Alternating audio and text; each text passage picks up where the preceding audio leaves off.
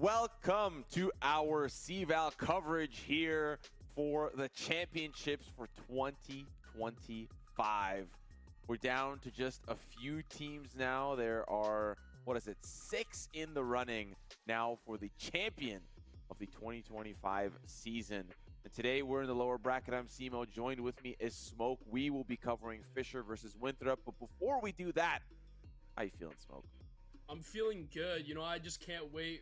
We got to get straight into it. Let's go ahead and look at what we're kind of in contention for, what the winners get. Let's look at the prize pool real quick. Let's see. Let's give it a little look-see. Here we go. So $16,000 USD per team. Scholarship rewards down for the top 4. Simo, some of these guys, it might not be a lot of money, as you said earlier, for in terms of what it means to them, but we talked about it last time. It's about the legacy, man. It's about the legacy. The legacy to be CVAL champions. It's what it's all about. I'm pumped to see what we got for lowers round 6. It's do or die. Yeah, couldn't agree more. Legacy is what you want to leave behind once you've finished your collegiate career. Maybe that legacy leads you to a tier 2 or tier 1 team. Possibilities are endless. Let's have a look at the format just to remind viewers at home what we're working with in the elimination style bracket. Just a double elimination bracket in which teams were seeded from their respective conferences. And of course, there were some vote-in teams that came in as well. We are down to our top 6, and we can look at an updated upper bracket to show you who's waiting in the grand final. Not yet, of course. Next week, Tamu, former champion of 2024, going to be taking down 2nd seed Maryville in a highly contested upper finals. Yeah, you know what? That's going to be a crazy matchup. We were talking about it either way, whether Fisher goes through or it's Maryville. Either one is going to give Tamu a run for their money. And honestly, I think Tamu, you look at their run that they've made, they completely deserve it. Seeded 13th going up against Northwood first. We talked about it. They've had to make quite the Cinderella run, but they've gotten clicking. They're in form when it matters most. They took CVAL last year, and they definitely look poised to make it a run again. Yeah, let's have a look at the lower bracket and kind of show you where the path to victory has led us for the lower teams. As you can see, some teams actually ended up starting things off in the lower round. Of course, the much more lower seeded teams. But where we sit now is lower round 6, or some kind of reverse version of another semifinal. We've got Fisher covered on stream today against Winthrop, and of course, Harrisburg versus Cumberland will happen simultaneously. There may be some players streaming their perspective, but of course, may I remind you, some of our teams are playing from the CECC LAN happening in Texas. And so, yesterday we had some issues, some technical issues. Please bear with us if these do come through. I think today we've got it on lock, but just in case, giving you guys a little bit of a heads up. But Smoke, let's dive into our matchup for today, Fisher versus Winthrop. Absolutely, and as we take a look now at what our potential lineups could be looking through, I mean, just looking at both these teams in general, there's so much storied history between the two. So far, when going down that history, they have seen that Winthrop have been the ones victorious as of recently. I believe on April 12th, we look at the NECC Grand Finals. They took it in 3-0 fashion in that best of 5. But enough about that. Let's get into the lineups real quick. So let's take a look at who is going to be on the server joining us today. From Fisher, we have Blast, Momiji, Win, Cuz, and Sogo. We were looking at these guys a little earlier in our commentary notes as well. Some interesting things right off the bat was just how many maps they play. They kind of have a very limited pool, and we'll see how that kind of goes into the standings later on. Going to our Winthrop lineup, so we pulled it up here. These guys obviously have been together for a long time. They're the only collegiate team that have made challengers, and we saw how they performed there. Gave M80 a run for their money just when we thought they were down and out.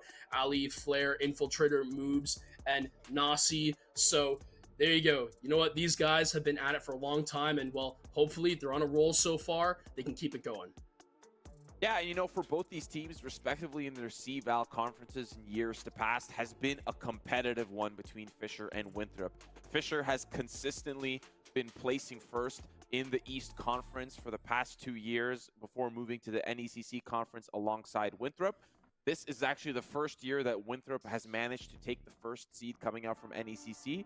But overall, the past 2 years, Fisher has had the upper hand over Winthrop in the bigger picture of their competitive nature. Of course, for Fisher, the roster has changed year after year after year. But for Winthrop, the faces that you're seeing here are more or less the same, plus or minus 1 or 2 players that have been consistently filtering in or out. Last year's Winthrop roster actually didn't qualify for CVAL, losing to Blinn Esports in the round of 32.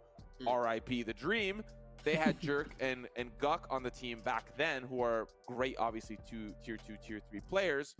And the year prior, they had A77 and Flair, who Flair is now rejoining the roster in 2025. So lots of history between these two teams, and their conference finals, NECC, was a little bit of a rough one. Fisher managed to win the upper final, and then once the bracket reset, Winthrop had the better hand.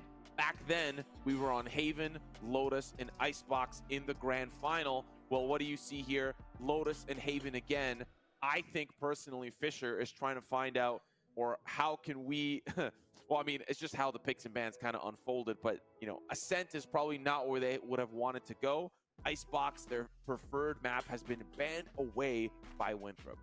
Yeah, you know what? We were talking about this a whole lot. I would think it was our actual focal point in our conversations pre-show, where we were just sitting here and thinking, well, you know what? Haven and Icebox, they're going to be givens. And I was kind of, I'm not going to lie, I'm going to call it from the beginning. I did say, watch Winthrop ban Icebox away from Fisher, or whatever the scenario was. But I did say I wanted Ascent to be the third map. I could see it coming through, and you were like, there's just no way.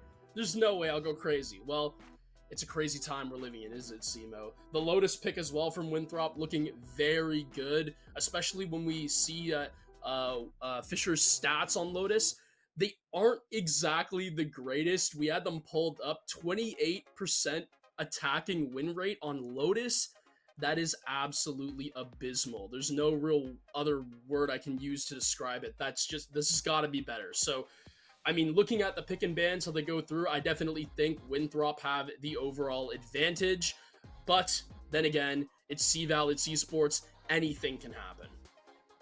Yeah, I think the fact that we end up kind of going to Ascent kind of can nullify those odds. Fisher hasn't really shown us a lot of Ascent in the past 60 days, but it can be extrapolated a little bit further since the beginning of the season in September 2024. But in regards to recency bias, we have to see that Fisher is way more proficient on Icebox, which obviously has been taken away. Our first map, Lotus, like you highlighted, isn't really where Fisher wants to play.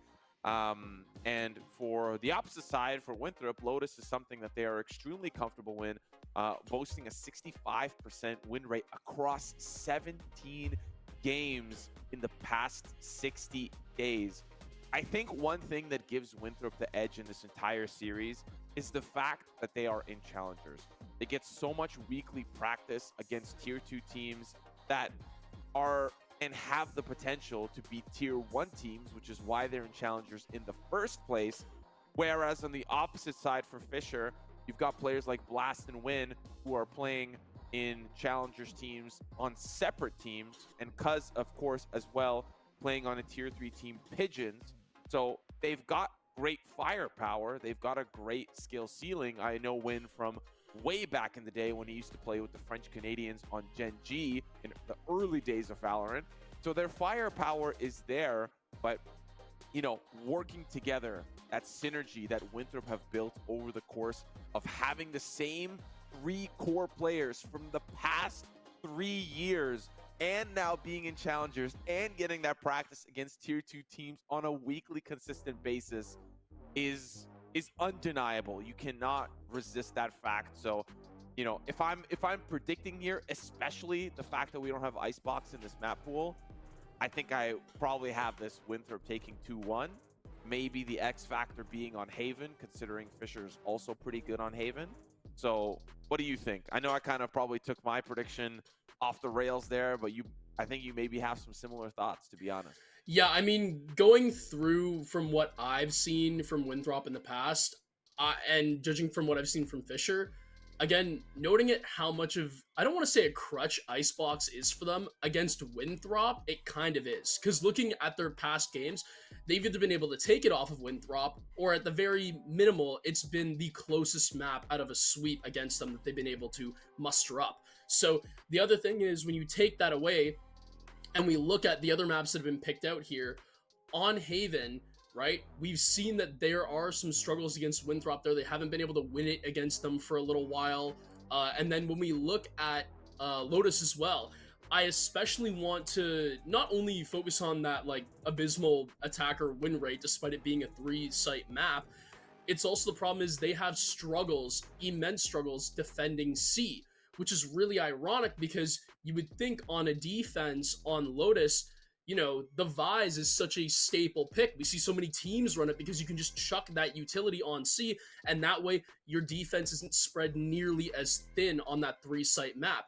They don't run a Vise typically on Lotus. They run the Cypher, and I wonder if that's kind of something that feeds into why they also don't do good on Lotus, because I believe they, if I'm correct, they also have a 44 defensive win rate. So it's not like, you know, it's definitely better than their attack, which is already kind of a little bit weird. But at the same time, you know, it's not the best, right? So there are teams that I know do defend Lotus a little bit better than that. I wonder if some of their struggles, especially their weaknesses on C, stem from that. Yeah, as you're kind of alluding to the fact that we've got, you know, the precursor here, the first map, Lotus, we can dive in a little bit deeper onto some of the finer nuances of both teams' play. And like you're highlighting here for Fisher, a little bit of a struggle on the defense here for C. Well, for Winthrop, one of their keys to success for winning on the attack is selling fakes. They are really good at setting up players across the map, maybe not entirely playing contact. They might send 2 players over to sell an entry into site, expend some utility. If Fisher is going to react to a, you know, let's say, for example, a C hit, they're going to have to play retake on A because Winthrop can sell these fakes so well. So I think for Fisher, if they're studied well enough, if they studied their opponents, and you know, maybe that's the downside of playing in challengers, there's a lot of footage to go off of and a lot of opportunity to kind of catch them in some uncomfortable positions based on what the research has shown. Fisher only plays in CVAL and NECC. Like, we don't really have a lot of footage, a lot of tape to go off of for Fisher. So maybe that's the silver lining for them. Yes, they've got players in challengers, but that's not the Fisher roster that's in challengers. That's a couple of players. So we see the agents now being locked in. You highlighted Fisher not having the Vice to boot. That could be a problem. We'll kind of keep our eye on that and see if that ends up being a factor of success or failure for either team here, really. But yeah, the Neon picked up here for Cuz. It's something that's supposed to be relatively expected. And of course, on the opposite side to me, really the big difference that we want to highlight, Breach. What's the difference here? Breach for Sova and Vice for Cypher. So Winthrop opting in for, you know, a little bit of a different initiation style. Most teams do run the Breach Tejo because it really opens up A-side takes on the attack. You just completely obliterate the entry into site, and that gives you the pathway to door, and then you can push through main, and you can kind of cut them off from Link as well. So lots of opportunities there. But Sova, it's going to be kind of interesting. Now you have 2 drones that you can use. Scout out opposition, and maybe that's... You know, it definitely could, but again, proof is in the pudding. We have a whole plate of it in front of us. Let's get into it. Forward round 6. Here we go. And immediately it's going to be Cuz with the first pick. Headshot through the wall with the Sheriff. Opens things up, and Moobs is down for the count. Looks like it's going to be Winthrop who are trying to maneuver their way over through that C-mount position, but they have to be aware of the revolving door on B. It's going to be Flare who picks up another one. It's going to be Win taken down for Fisher. And now the C execute should happen at any moment. Teo Jordan gathers all of that intel, and they should be moving in. Yeah, moving in nice and slow. Momiji in a little bit of a tough spot. Gets shot through the smoke, and it's Fisher College back in the back of sight. Infiltrator sliding on forward. Quick swing from Nazi, and again, we just briefly talked about it. Struggle on holding C. And we saw a glimmer of that in that first round. Yeah, you know, it was Fisher that really wanted to contest and maybe have a makeshift little flank around from that B revolving door just to split pressure, but at the same time, there wasn't a lot actually holding the site. Once those doors closed, they realized, oh wait, we're already on C Mound. We can beat Fisher to the race to C, whereas they have to come through Waterfall, right? So they win that race, they execute onto the site, they have the Teo drone to get the early intel, and they just had it down to a T. Next one goes out though, and it's going to be Infiltrator and Ali picking up 2. So far, this A execute has just gone perfectly. They clean out A link, they take out everyone contesting it. Infiltrator with a 3-piece starts it off strong, and Fisher, they're left with questions.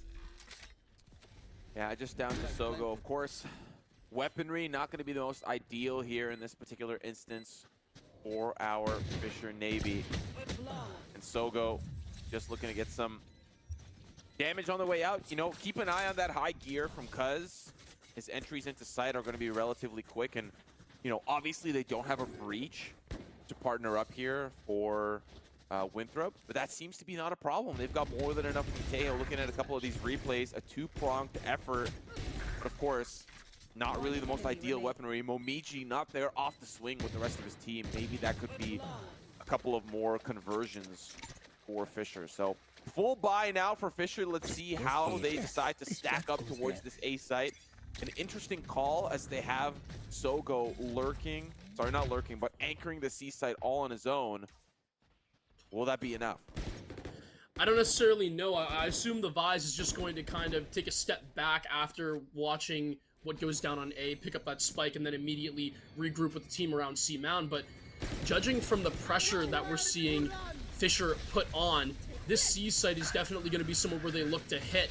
Nasi's going to be able to find one with the Hunter's Fury, and now it should be all stations saying go for Winthrop. They should just execute fast onto the site, but the spike is actually left in the back of C Mound because the Vise is gone. So now Fisher, they actually have control of this. They just need to get in and get out. Winthrop, they've done so just by the skin of their teeth. Yeah, still one player holding from Waterfall, and you can see Fisher in a little bit of a different position. I actually prefer this hold for the Seaside retake, but a great push forward from Ali, followed up by the drones, gonna obviously secure the kill into Momiji. Now, just 3 players remaining from Fisher. Are they anticipating 2 players from Mound? Maybe 1, but definitely not 2. Win finds one from Waterfall, just down to the 2 here for Fisher. Nasi's also low, the fast lane to help the team push forward. Nasi's gonna be annihilated, and now Infiltrator in a 1v2 makes it. Oh my god, he had 3, he takes care of Win as well. Now it's the Neon Ditto. He slided through, shots are not clean enough. Fisher secure their first round. Right, and they get rid of that bonus as well from Winthrop. So good stuff there from Fisher, and it's exactly like you said, Simo. You know, you can expect 1, but 2 from C Mound is just a little too much for Winthrop to handle. Good to see Fisher back in the race, as both Neon ults you saw there for a brief moment already up and running. The Duelists being the focal point for both teams early. Yeah, and to be honest, that round almost goes the way of Winthrop. It does. I don't want to sound like I'm glazing here, but this Infiltrator, he finds a 2-piece. He finds Win from Waterfall and the rotation, of course, from the opposing Momiji as well. It's just, it almost falls apart there for Fisher. So another look here from Winthrop to start a full buy as they're looking towards C. But again, remember, they can sell fakes. They've got contact across all 3 lanes. And what they decide to go from there, a Ferrari peak from Ali. That's the Duelist down. Yeah, and immediately that's going to have some major implications. Winthrop, they have their C take yet again. It's free real estate for them. And now it's just all about getting that spike down. Momiji trying to find the contest from Waterfall, but moves. They weren't ready for the Vice on the lurk. It's going to be able to take down Win. And now Fisher. Once again, how many times are we going to see this, Simo? Is the story going to be remaining the same? It's just Fisher not being able to hold down C and Winthrop. They're abusing them for it. Yeah, but you see, the rounds don't start that way. Winthrop finds 2 individual plays throughout this round. Ali on the Ferrari peak towards mid, right? In towards that B side, the B main hold. And another pick, Infiltrator swings into sight. I forget who he takes out on the C side itself, but these are individual plays. These are not, you know, overwhelming sight hits, at least to start. And yeah, they end up on C in the long run. Omiji's going to find one at least on the way out, sure. That's going to make the economy a little bit better, but already Winthrop is doing exactly what's expected. They're holding the extremities on the round starts, and then they're deciding, do we want to hit a site, or are we going to fake this and rotate somewhere else?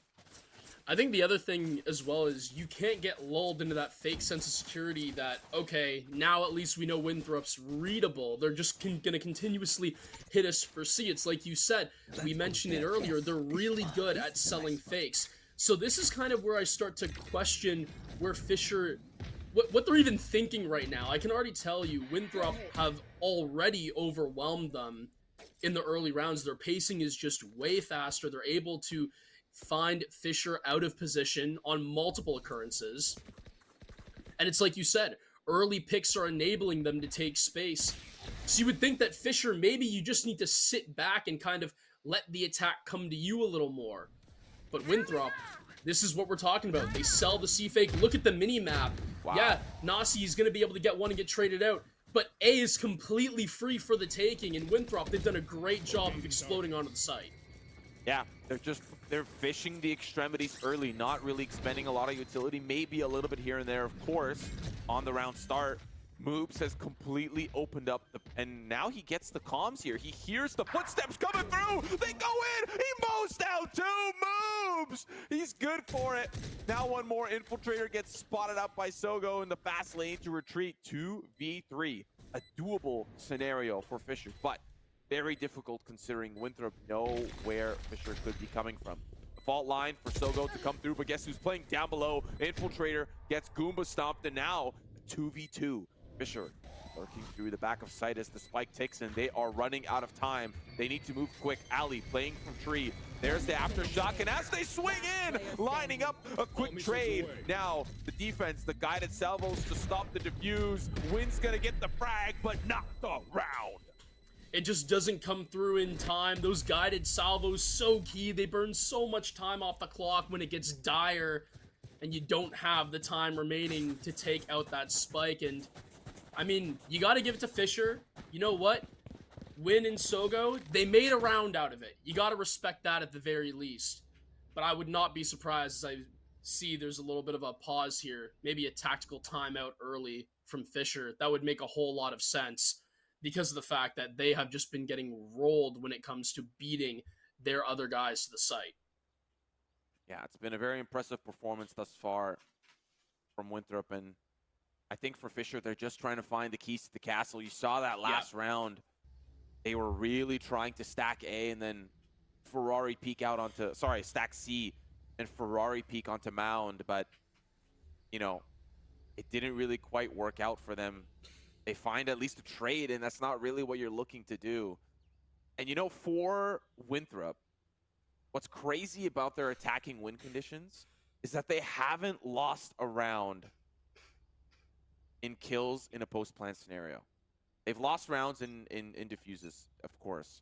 But in post-plant kills, they are undefeated. Maybe after, not after today, after Win finds that last frag, but they are so good at getting that spike down here on Lotus. This goes here. And it really shows with how quickly they are able to execute once they've fished out the extremities. And look, again, 2-1-2 or a 2-2-1, and they play from there. And as we see the C mound contest, it's a lot of util being used early here, but those guided salvos will eventually regenerate. The thing that I wanted to make a comment on is that we talked about it earlier in the game. Fisher, they're not even getting beat with Winthrop having to expend that much utility, and that's a big reason why they're able to win so many post plants off kills. They have a lot of util to play in those. It's not like they're wasting a lot of it early, right? So Winthrop, definitely a slower paced round, the slowest so far, as Fisher have a decent hold, and the Neon is just holding down the potential lurk right there from the Sova. Should meet Blast on B, and there it is. Paranoia goes out and Infiltrator. He'll be able to find one. But now, plant going down. B retake. Fisher, what can you muster up? I like the ring around the Rosie. They couldn't get into the A site, so they played it through Link. And now they can reposition as needed. A 2v2 with Fisher on the back foot. Infiltrator caught asleep at the wheel. And his passenger also. Vehicle is going to crash off the highway. Fisher securing that round. And to be honest, started off great C-mount presence. But it's not just that. It's also the fact that Sogo is anchoring A. That's what they need to play off of. If they're weaker on the C side, play aggressive to mound, anchor down that Cypher towards the A site. And you know what that's going to prohibit? That's going to prohibit somebody like Moobs walking up through A for free, which he did 2 rounds ago. This, I think, could be the keys to success here for Fisher. We'll see. It worked last round. They're doing it again. Cypher anchoring on A, and Ferrari out from mound. Seems to be a good strategy, but Winthrop are going to go fast to A. Yeah, it's just, again, it's going to come down to pacing. Wherever they realize that Cypher is, if they know that it's just a lone man on an island, they'll just simply use manpower and man advantage to overwhelm the utility. So right now, you got to be careful as the location gets revealed by the trip, and now the cage goes down. Teo drone moves in, and immediately they recognize, okay, this Cypher's on an island. They just take space. They collapse on the site, and now Sogo has nowhere to go. Yeah, so unfortunate. Teo ultimate here coming through, and Fisher's gonna try to at least fight back, annihilating from Tree, but still a 2v3 in favor of Fisher. Make it just down to the 1. Fisher retakes the site in style, and they will secure yet another round. A solid retake on A. And a huge Teo ult as well. It's not only just the fact that it finds one in Tree, it makes the other players who were stacked up on Tree have to split apart and go back to that A main side. So you kind of have this split now that you're forcing these players on Winthrop to go with. They can't stack anymore. They can't play off of contact. And Fisher, they're able to split the whole team up and isolate their ones. It was a beautiful job there on the retake. You really got to give your kudos out to him. Yeah, I mean, off the back, off the Armageddon, it's going to make things definitely that much more easier for them to play off of. Now, looking towards B, Winthrop doesn't really have the ideal weaponry here, and Fisher's going to really take advantage of that. Fast rotations from Mound here from Cuz. Now Moobs, last one standing. Fisher evening things up. 4-4 after this round. Unlikely Moobs goes on a killing spree here. Finds one at least, but is quickly dealt with. And now Fisher in a commanding position on this first half. Winthrop in a unique position on this round, particularly because they have 3 ultimates available themselves. Flare with the Armageddon, Nazi with the Hunter's Fury. Not sure if they're going to use the Overdrive here, as that's usually an economy tool, but maybe. But expect them to utilize some of these tools to secure themselves around here. Yeah, I wouldn't be surprised in the very slightest. 3 seconds left to go, and well, it's just looking good for Fisher. Ever since the tack timeout has happened, it seems like the retakes have just gotten progressively better. Infiltrator using the Overdrive, just barely dodges the Paranoia, but Blast takes down one. Zooming into the site, has to put it away, and now all of a sudden, Winthrop, yeah, I was going to say Infiltrator is just kind of left on an island here. A little bit of an awkward position from C. We'll see if they can make it back. The blind goes through, and that should be really all she wrote for the Teo there. Spike goes cold, and now Moobs is left in a 1v3. Yeah, tough. No follow-up there. Infiltrator going in with the Overdrive, and great cutoff from the remaining members of Fisher College. Not letting any more players come through main. And honestly, a fast rotation from Cuz, Momiji, and Win, who were anchored on the B site, waiting for the split. Moops still gets a free A site, but really, at that point, his team was already gone and done, and now there's a whole family photo waiting on the opposite side of Mound, and that picture is going to get right into the attic. Forgotten for yet another day. 5-4, Fisher sit in now the commanding position with Winthrop on the back foot, considering they're the attacking team here on the attack. 65% win rate on the attacking side we highlighted. And right now it's not looking so hot. Yeah, it's not looking hot at all. The one question I have for Fisher, though, is once that side swaps, right? I mean, you've got to raise the percentages somehow. It's looking very good, and mind you, this is Winthrop's map pick, so Fisher, they're doing it very good considering it's Lotus defense. But this one is still not nearly close to over considering what their attack has looked like in the past. Swings come out from that A main side, and Cuz is going to be able to find one. Trades going back and forth, and a 3v3 ensues. Blast with one. Can he find the second? Has to reload. Switch to the classic. No, barely not. Sogo, though, on the flank. It won't even matter. The wallbang comes out. Blast secures that second. Moves. You know, he's known as a lurk demon, but I don't think you're going to be lurking around for too much longer. Sogo finds the flank of his own and is able to put the man down. Fisher take it 6-4.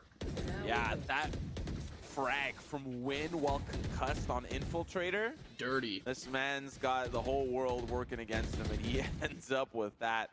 Looks like he does still got it. I know he's not on the duelist like he used to be, but you know, sometimes things happen. You get put into positions that maybe you're not normally used to playing, and it can happen when you're a little bit more of that veteran status. You've got this like cracked 18, 19-year-old that's just running the duelist special, and that could be Cuz here as he pushes forward.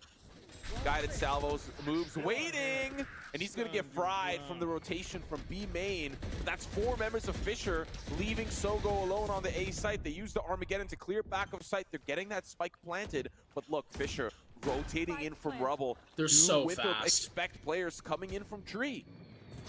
I don't even know, but now there definitely is no now because the Teo drone's been burned. It's going to be Nasi who takes the initial engagement, but Fisher, everything goes down to the 2v3. Infiltrator finds one, but now in a 1v2 in position known in tree, the double swing surely comes out here. Smoke goes down from the Omen, the tap on the spike, and it should leave Sogo in a favorable gunfight. Blast with the defuse, and Fisher, they're running away with it on defense, looking so smooth ever since their timeout. Yeah, you know, we talked about some of the, you know, the issues that Fisher have on the defensive side, holding C. Well, whatever issues they've had, it seems like they've rectified them, playing a little bit more aggressive towards rotating from B main and trying to use this Neon Cuz to great success. And you have to give credit where credit is due. I don't know if Winthrop are anticipating how quickly Fisher are playing on this defense. And, you know, the first couple of rounds obviously were a little bit sloppy, but they found their groove. And look, they're going to push B main, and Moves is going to get overwhelmed. Yeah, and look at how Winthrop, though, it's the same sort of thing. They're doing a good job of exploding onto the A site. It's just after they can't deal with the retake that Fisher's been able to put down. Will it be the same story here? Only time will tell. I don't even know if they're aware of the Teo who's just on B-Link right now. And that's going to be the factor that comes through. Breach ult goes through, and now the Hunter's Fury as well to boot. I believe Infiltrator is very much aware of the Teo and finds the headshot. Huge there for Winthrop. Blast with one, though. Pulls it back ever so slightly. The kill through the smoke from Moves. A huge pickup there. 2v4 situation, and I don't know if Fisher has enough in the tank. They don't have the man count. They don't have the advantage. And it's going to be Winthrop who finally let Nate go their way. Switching sides. Yeah, what a fantastic half here for both teams, and Fisher end up 7-5. 7-5, of course. Could be your ping. Could be single-digit ping. You end up using exit lag. Coupon GG, well played. You can find a discount. Reduce your lag, connection instability, and packet loss for a smoother gaming experience. And right now, Winthrop is looking for their smooth gaming experience. Down 2 rounds, moving into the second half. A tough attacking half for them as Fisher found the keys to the castle, and now a 44% win rate on defense for Winthrop. How are they going to do against Fisher here? We're about to find out. Fisher not the greatest on attack themselves. Yeah. A lot of deaths before they hit the site, but maybe we're seeing a new resurgence. I I was going to say, that's definitely my question over Winthrop's 44% on defense.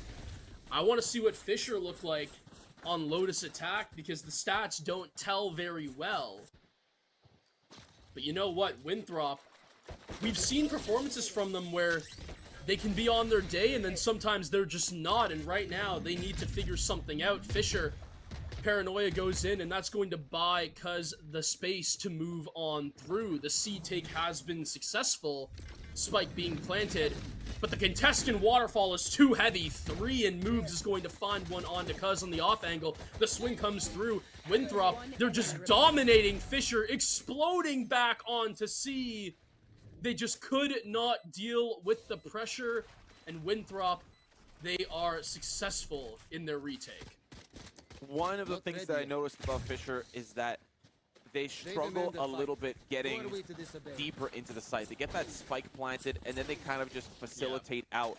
One thing that we saw from Winthrop, whether it was a blessing or a curse in the first half, is that they would get that spike down, and they would sometimes try to push a little bit further to catch the defense in an off angle that they probably wouldn't be expecting. They're expecting players to play either on site or off site, maybe Rubble if you're thinking A, or Mound if you're thinking C. But instead, Winthrop were playing deeper in towards the defender spawn, whereas Fisher, so far, they haven't even managed to step foot past that point that they've planted the spike. So keep your eyes on that and how that kind of continues to unfold. A new round at Bay, and Fisher actually forcing up at least one for Cuz to get a little bit more firepower.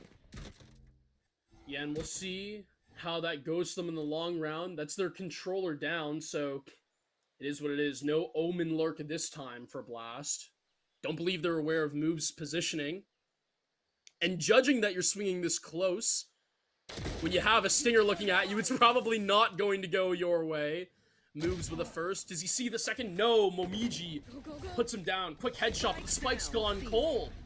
Spike's gone cold, and see, the fault line's going to be able to concuss too.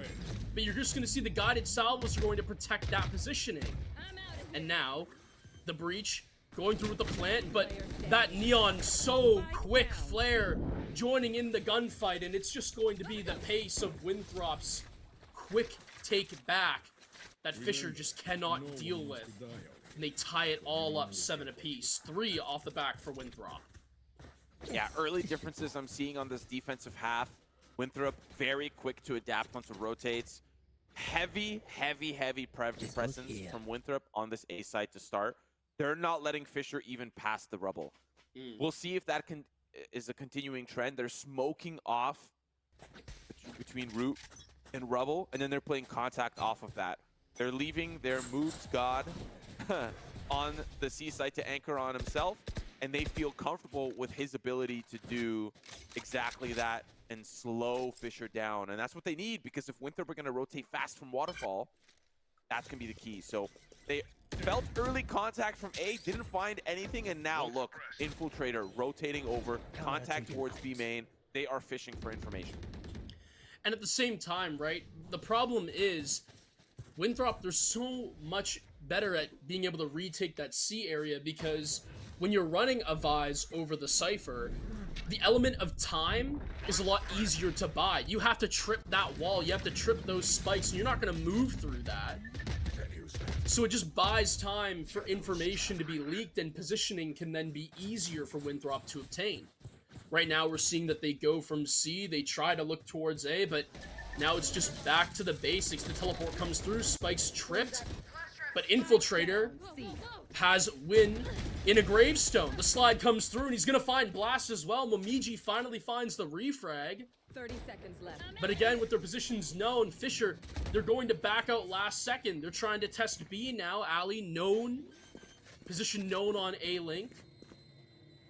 And now this is going to be the clear out that has to happen. The Cypher camera goes in, and Ali is no more. It's just a quick rotation as well. They're faking everywhere. 10 seconds left to go. They have to plant. What is going on? Fisher, can you find anything? No! It's going to be Sogo who finds Flare, but Moves is going to be able to clean up the final 2. Just a little too panicked, too quick, too readable is Fisher, and Winthrop they have another round on defense, and it just looks like Fisher, they're showing a little too quickly that they don't have their minds set in stone on where they want to go, and it really did cost them time-wise. Winthrop is doing a fantastic job at the moment of halting play completely. They've got, again, the difference here is the Cypher versus the Vice. Vice having, in my opinion, better tools to deal with the attack in this instance, breaching onto the C side. They've got Omen, Ali with super fast smokes to slow things down. And of course, you've got great rotates from the rest of the team. So I think for Fisher, they just need to be a little bit more confident. That's it. That's all they need. Just a little smidgen of confidence, because they get stuck and then they are worried about what's the next play, right? So early looks, not really the best economy here for Fisher College. They're dealing with sheriffs across the board, and already they can't make it into this C site. What's holding them back? One little smoke.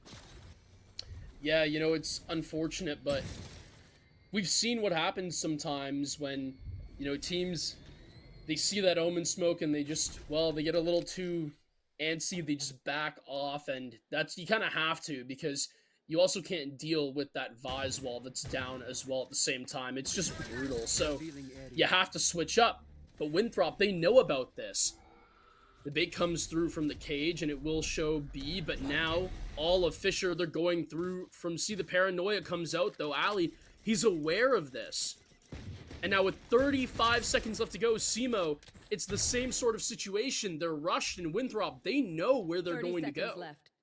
They could go B, though. Sogo playing contact towards it. There is still one player left. Flair, he gets taken out. You have to rush B now. Now you have no choice. Infiltrator, though, he's right here. The guy at Salvo slow things down. Contact, trying to concuss. Now sliding through. Family photo on the opposite side. St. G's. Here comes Moves as well, and he's going to try to be that firepower, that fragger, but it's not enough. Finally, Fisher sneak an eco round. And that was so huge from Sogo there, just finding the Teo on B.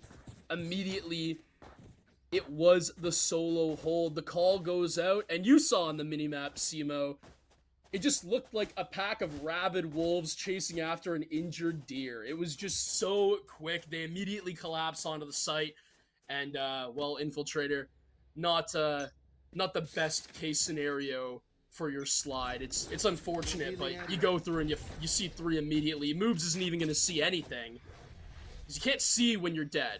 Momiji finds the pick early, and that is no lurk coming through for Winthrop. Tough position to be in. Flair looking towards attacker spawn, at least to start. Gonna find 2 with the Bulldog off the leash. Give him 3. Make it 3. Oh my goodness, now the guided salvos, but still it's a 2v2. He's not able to make it work furthermore, and it's just down to Nazi. TP going over to C, that's exactly where he is.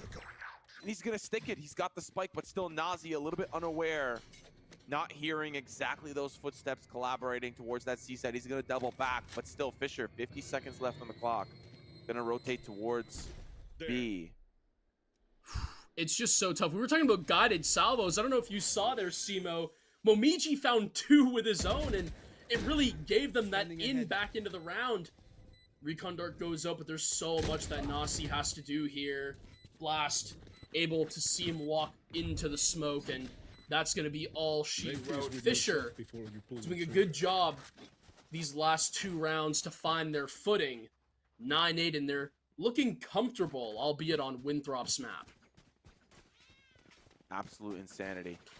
Fisher finally finding some momentum on the second half. It's what they were hoping for. But look, Winthrop, ultimates online. Maybe not this round, maybe next round.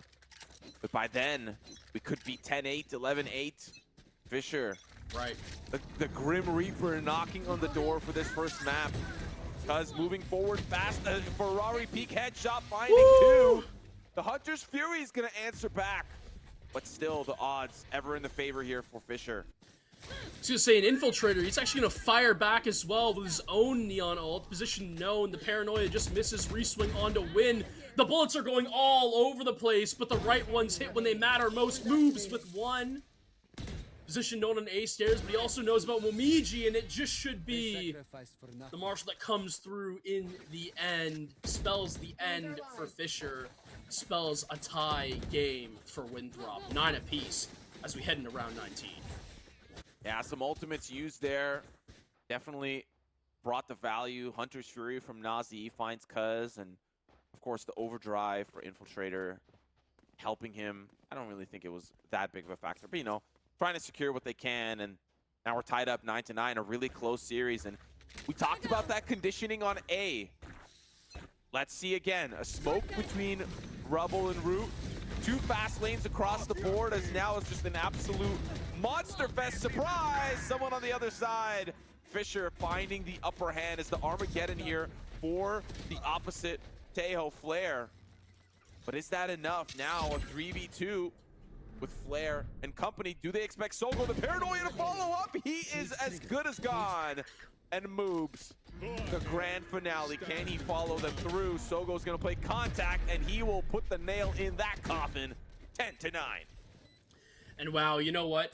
Fisher, they are now looking back and poised. They've taken 3 of the last 4, and honestly, I think they've matched the pacing of what Winthrop was doing on their attacking rounds a lot better, or at least for the ones that went successfully.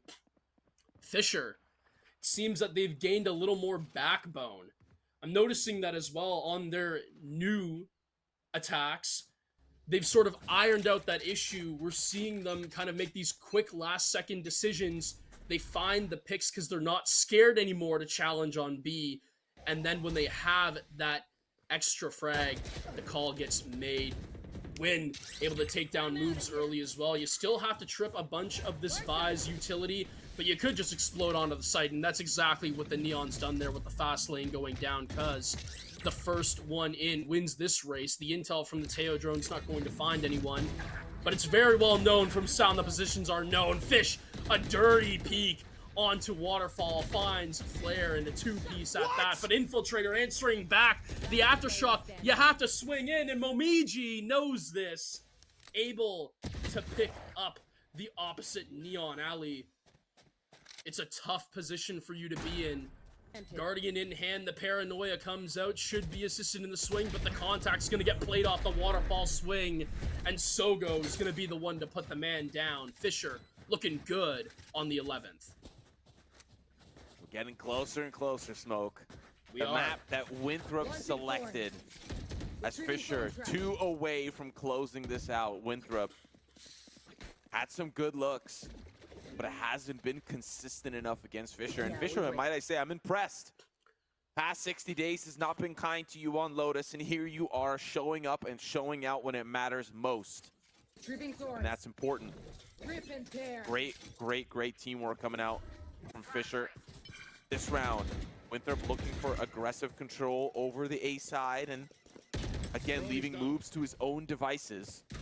But this time, Fisher playing a little bit slower, slowing things down. Yeah, and now as we see, just quietly, sneakily making their way to C Mound, but Cuz on the other side finds a free one off of A main, and now this is where I want to see Fisher just stick to their original plan, because now that solo pick, we've seen it haunt Winthrop before. We've seen it happen on B, where the second that goes down, Fisher then explode onto the site. But now Winthrop, they're able to pull their forces. It's gotten them to do so, but look at how the Vise is positioned. This is the reason why C is so well held from Winthrop, is they can just allow that Vise to give them flexibility. And I don't know, this A take, it could be messy for Fisher, and yet at the same time, Winthrop, they have to be careful. If that Teo gives it all up, it could be a quick transition back onto B. I like that sneaky play from Infiltrator, but Nazi playing contact here towards Cuz as they are barreling through the site. Cuz is going to find 3 on the round so far. It's just decimation. Fisher annihilating the A-side defense and moves the anchor, the trusty C site anchor, all on his lonesome. Now is Fisher securing match point here off this round. And Winthrop gonna be left scratching their heads, losing their map pick. This could be a troubling sight, losing the map that you selected to go into this first map of the series. What do they do once we move on to the future maps? Move's gonna find one at least. They're gonna hunt him down. You know what? Not before he finds another, though, just for safe measure. Blast. Gonna be the one to fall with Soga with the final pickup. But at the same time, Simo, and you know, this is something that we'll probably branch on and expand upon a little bit later. You would have thought, judging by the statistics, and I know they don't tell the whole story, this is proof of that. But Winthrop, if I were a betting man, I'd be losing a whole lot of cash right now. You would have thought Lotus would have been a given for them. And we see that they ban out Icebox. Thank God they did, because if you had Fisher taking it down on Lotus, then going to an Icebox, I'd be very much afraid. But now as the peak comes through, Cuz just drawing back with the Outlaw on that aim main, and now look at how open C is. This Teo drone's gonna probably notice this, and now it should be Fisher who just explode onto C Mound. The Neon, though, is trying to beat them on the race there, but she's just going to come up a little bit short. And they're waiting, waiting with open arms. Look at how Winthrop, they're just piling through bodies on Waterfall. The recon boat goes through and Ali finds one. It's just going to have to be all stations go for Winthrop, but they're not winning this one out. Because with the Neon ult as well should keep them at bay, and this could be all she wrote early. Ali's got the whole world on his shoulders here. Gonna be down to 14 HP early, and Momiji says that's all she wrote. Wow. As Fisher College secure map number 1, 13-9. A statement saying the first grand finals in the NECC conference, that was a fluke. We were tired, we were down and out, and here we are showing up and showing out. Reminder, folks at home, this is an elimination match. Yes. Loser gets kicked out of CVAL in its complete entirety. Fisher have finished 4th and 3rd in years to pass, and for Winthrop, they are waiting for their redemption from 2023, where they placed 2nd overall. So, lots of opportunity here in map number 1, of course, going to heavy of Fisher. Something that, I know stats are just stats, but the stats told us something completely different. Yeah, they absolutely did. I did not expect that in the very least, Simo. I'm sure none of you guys at home did either. Looking at Fisher's stats on Lotus, I mean, you would have thought it was a completely different team. But I think where we saw the game completely flip was when Fisher took that timeout and they talked about, ironed out those problems. The Cypher wasn't getting the job done on defense on C. So what do we have to do? We play a lot more aggressive on that mound, and we keep the Cypher on the A, anchoring A, and it worked out a lot better. And then flipping over to the attacker side, Fisher, they were doing a really good job of honestly selling a fake towards whether it was A or C, and finding the solo pickup on B, and immediately making that split-second decision of crashing in on the opening. So good job there from Fisher to take that one 13-9. It didn't feel like a 13-9, at least in the latter end of it. That was complete domination from Fisher in the end. But man, I'm getting scared for Winthrop. You know, I get it. They still have Haven to go, and Ascent definitely looks like it's going to favor them, but where can we really rely on that? Because this was by far the map that we thought Winthrop would have had in the bag, and they simply did not have what it took to take down Fisher on it. Simple as. Yeah, and you know, I know in the pregame I highlighted that I do have this with Winthrop winning 2-1. Some of the other reasons why I stated that is they're having a strong CECC bracket. They're in the grand finals right now against Maryville. So, you know, they're just probably going to be awaiting for that match maybe later today.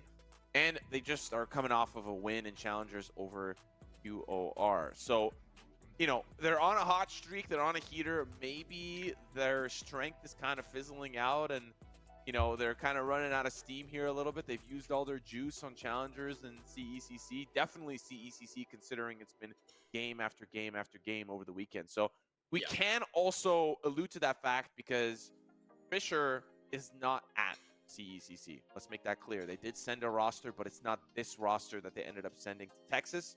So I'm not making excuses for Winthrop like some glazing fanboy, but I'm just trying to lay out all the facts, okay? I'm just trying to lay them all out. Fatigue does come into play.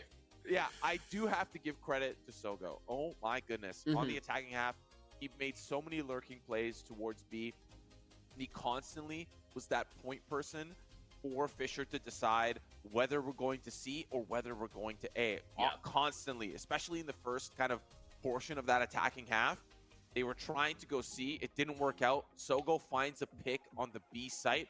They either rotate to B or they funnel all the way to A. So let's have a look at those stats and really showcase maybe Sogo, not top fragging, but a very impactful map from him. Yeah, you know what I mean. Kills aren't everything in Valorant. It's more how you enable your team to win rounds. And Sogo, at the end of the day, definitely had the most impactful frags when it came to decision time for Fisher, albeit with not a lot of clock remaining most of the time. Winthrop, they were doing a good job of just kind of holding it back, halting the pace of play. But Fisher, when it mattered most, they simply had the cards in the right hands. Infiltrator doing all he could, dropping 25 on the Neon, a good showing, a decent showing, that at the end of the day, Winthrop, they just weren't able to hold Fisher's pacing enough when the sides flipped, and they could not deal with the Fisher retakes on A after Sogo's util bought them so much time on that solo hold.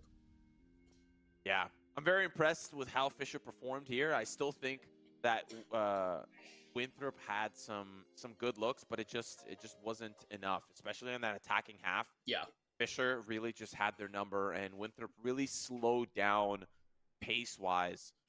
They were able to react to some plays earlier on in the half, but Fisher was just a little bit faster and a little bit more reactive, and didn't really bite. You know, constantly Winthrop was playing for Root and Rubble on the A side, and you know, Fisher didn't really bite. So, nevertheless, map number 1 is history, and map 2, Haven, is going to be a mystery. We will solve that mystery after a short break. When we come back, we are going to Haven.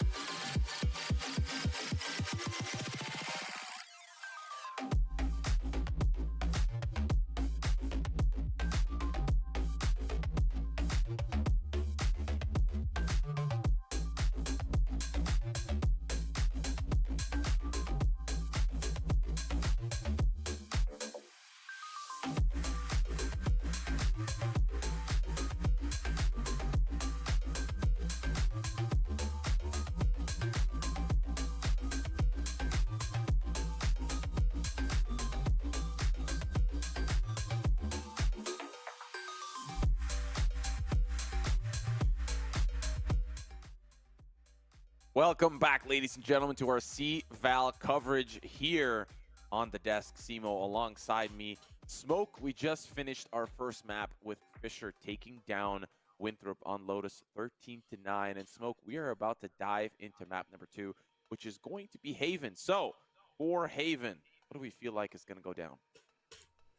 Well, you know what? Looking at the past matchups recently, you look at the last time these two played Haven, it was a very close affair. Went 15-17. Winthrop took it. But at the same time, today is a different day. A day where Fisher has all of the momentum. Both of the teams sharing a 60% win rate on the map overall in the last 60 days that they've played this one. But at the same time, featuring a few changes in their comps that we're most likely seeing. I'm no betting man, but it seems like the differences here that we could be looking to expect is the Teo for Winthrop, the Sova for Fisher on Haven, and also that classic ISO C-long push could happen as well from Fisher, considering they usually like to run it on Haven. Yeah, some kind of keys to the castle and wins for success for both teams. I think for Fisher, they really like to play through Yoru. Sorry, oh my god, I keep pronouncing him like he's got a U in his name. Yoru! They play through Yoru, and they like to split to A through the B site. Like, they like to really play really creatively on a site like on a map like this. For Winthrop, this is Moobs' map. If Moobs is having a heater of a match, that's really who is going to carry Winthrop to victory. He's lurking on the attack, playing how Sogo was playing on the attack last map on Lotus, really finding picks and opportunities for the attacking team to rotate to another site if they need to. And Moobs on the defense, he's going to be holding down that C site pretty much by himself, while the rest of the team is going to be playing a little bit heavier towards B and A. If Fisher can take advantage of that, can definitely open doors for them, considering ISO is really great down that C-long pathway. But again, if Moobs is on fire, I'm expecting great things. Yeah, I think that's definitely my matchup to look out for is Cuz versus Moobs, really on this C-long take. At the same time, you did mention on defense, Fisher, they usually like to play through the Yoru, and whatever first entries or intel that gets them, they then act on that in terms of where to position themselves. Winthrop right now, though, they're facing a lot of pressure. This is potentially your final map. It's not even yours, technically. It's Fisher's pick. But this could be potentially the final map that you play here in CVAL. It's lowers, guys. You lose, you go out, and you're definitely staring down a barrel. And a bullet has your name on it. That Fisher's finger on the trigger could fire at you in any second. So, looking at the changes as well, we see that they're running the solo duelist and infiltrator on the Jet, the double initiator as well. Only the Sova coming out from Fisher. So there's definitely a lot of differences. Not anywhere close to any mirror comps that we're seeing here. Only mirrors being the Omen and the Cypher on both sides. So it definitely seems like it's going to be an interesting way to go, but so far it seems like Fisher, they're looking like they really want to contest this B early, and Sogo will find one, but Infiltrator will clean up Cuz, and that's going to make things a lot harder to execute on. Yeah, but still, Blast moving forward. It's going to be a little bit confusing maybe for some, but Blast is not the one who played Sova last time. That was Sogo. A little bit of a swapperoo. Nazi off the swing here. Blast in a little bit of trouble. A 2v1. He's going to get overwhelmed. And now the fast rotate to A. Both teams on a race against time to see who can make it there first. Fisher beating them to the punch. Paranoia going to be spotted out. And now the guided salvos to slow things down. The smoke and Sogo look finding a great position. Actually, he's going to get taken care of. Just shots through the smoke. That's going to be the window of opportunity to push forward. And now Momiji, last man alive, executed right down short. And a round win here to start for Winthrop. You know, we were talking about it earlier. If Moobs gets those bullets firing in the right spot, if he gets hot early, you know, you could be seeing his name pop up a lot in that kill feed despite the role he's playing. Infiltrator with a 3-piece as well. I really liked how they targeted that double swing onto Blast. Very well done by him and Nasi. And it was just overall decent control. But the one thing that had me questionable about how the whole round turned out, Sogo, you had great positioning there on the Yoru for A, and it just didn't go out as planned. Blast looking to just kind of take any intel down C long, but Infiltrator knows about this positioning. The scan goes out and no moves. You're not just gonna walk into everybody or let them walk into you. Finds one, but now hell breaks loose down C. The Outlaw finding one on the Blast. Trades going by the wayside. The Sheriff gets whipped out. Infiltrator with one, a disgusting flick. Momiji with a headshot, but Flare will seal the deal. And Winthrop, they throw Fisher into a blender on C, and they get a smoothie out of him.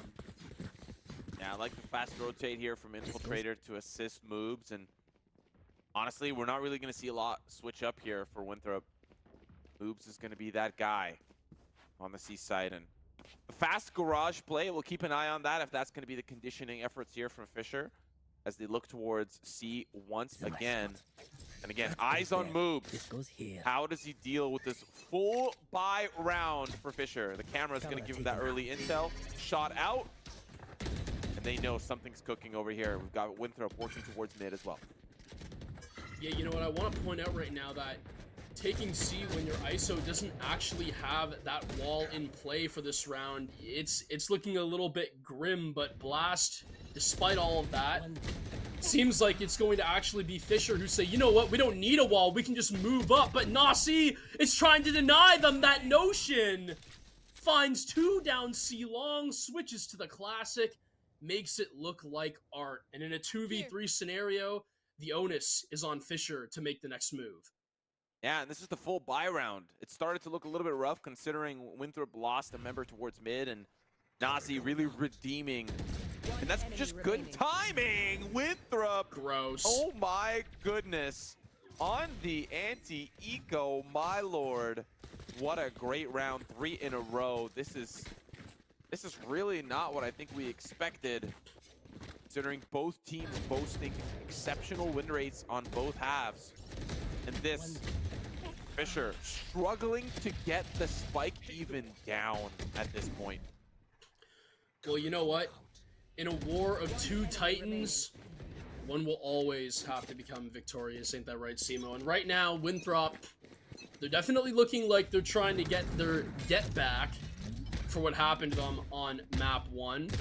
Seems like they've woken up a little bit, but at the same time, you know, Fisher, they have all the time in the world, even a buffer to give up if they really want. Not that they're trying to play for Ascent, but, you know, you have a life still left for you, because walking up so close, the whole team, as a matter of fact, Fisher, look at the minimap right now, they're just all going straight to B, and they explode onto the site. That being said, Nasi's going to be able to find 2, and Fisher, they lose a little bit too much for my liking in that execute. We'll see how they deal with the retake for Winthrop.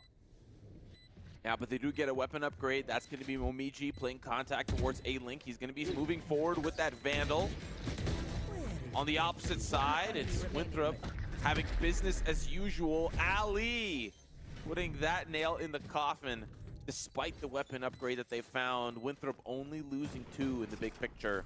And that's round number 4. This next round, Smoke, is going to be extremely important. If Fisher lose it, being down 5-0 is pretty rough. So full buys around. They've got the Hunter's Fury. Momiji is 1 point away from his ultimate as well.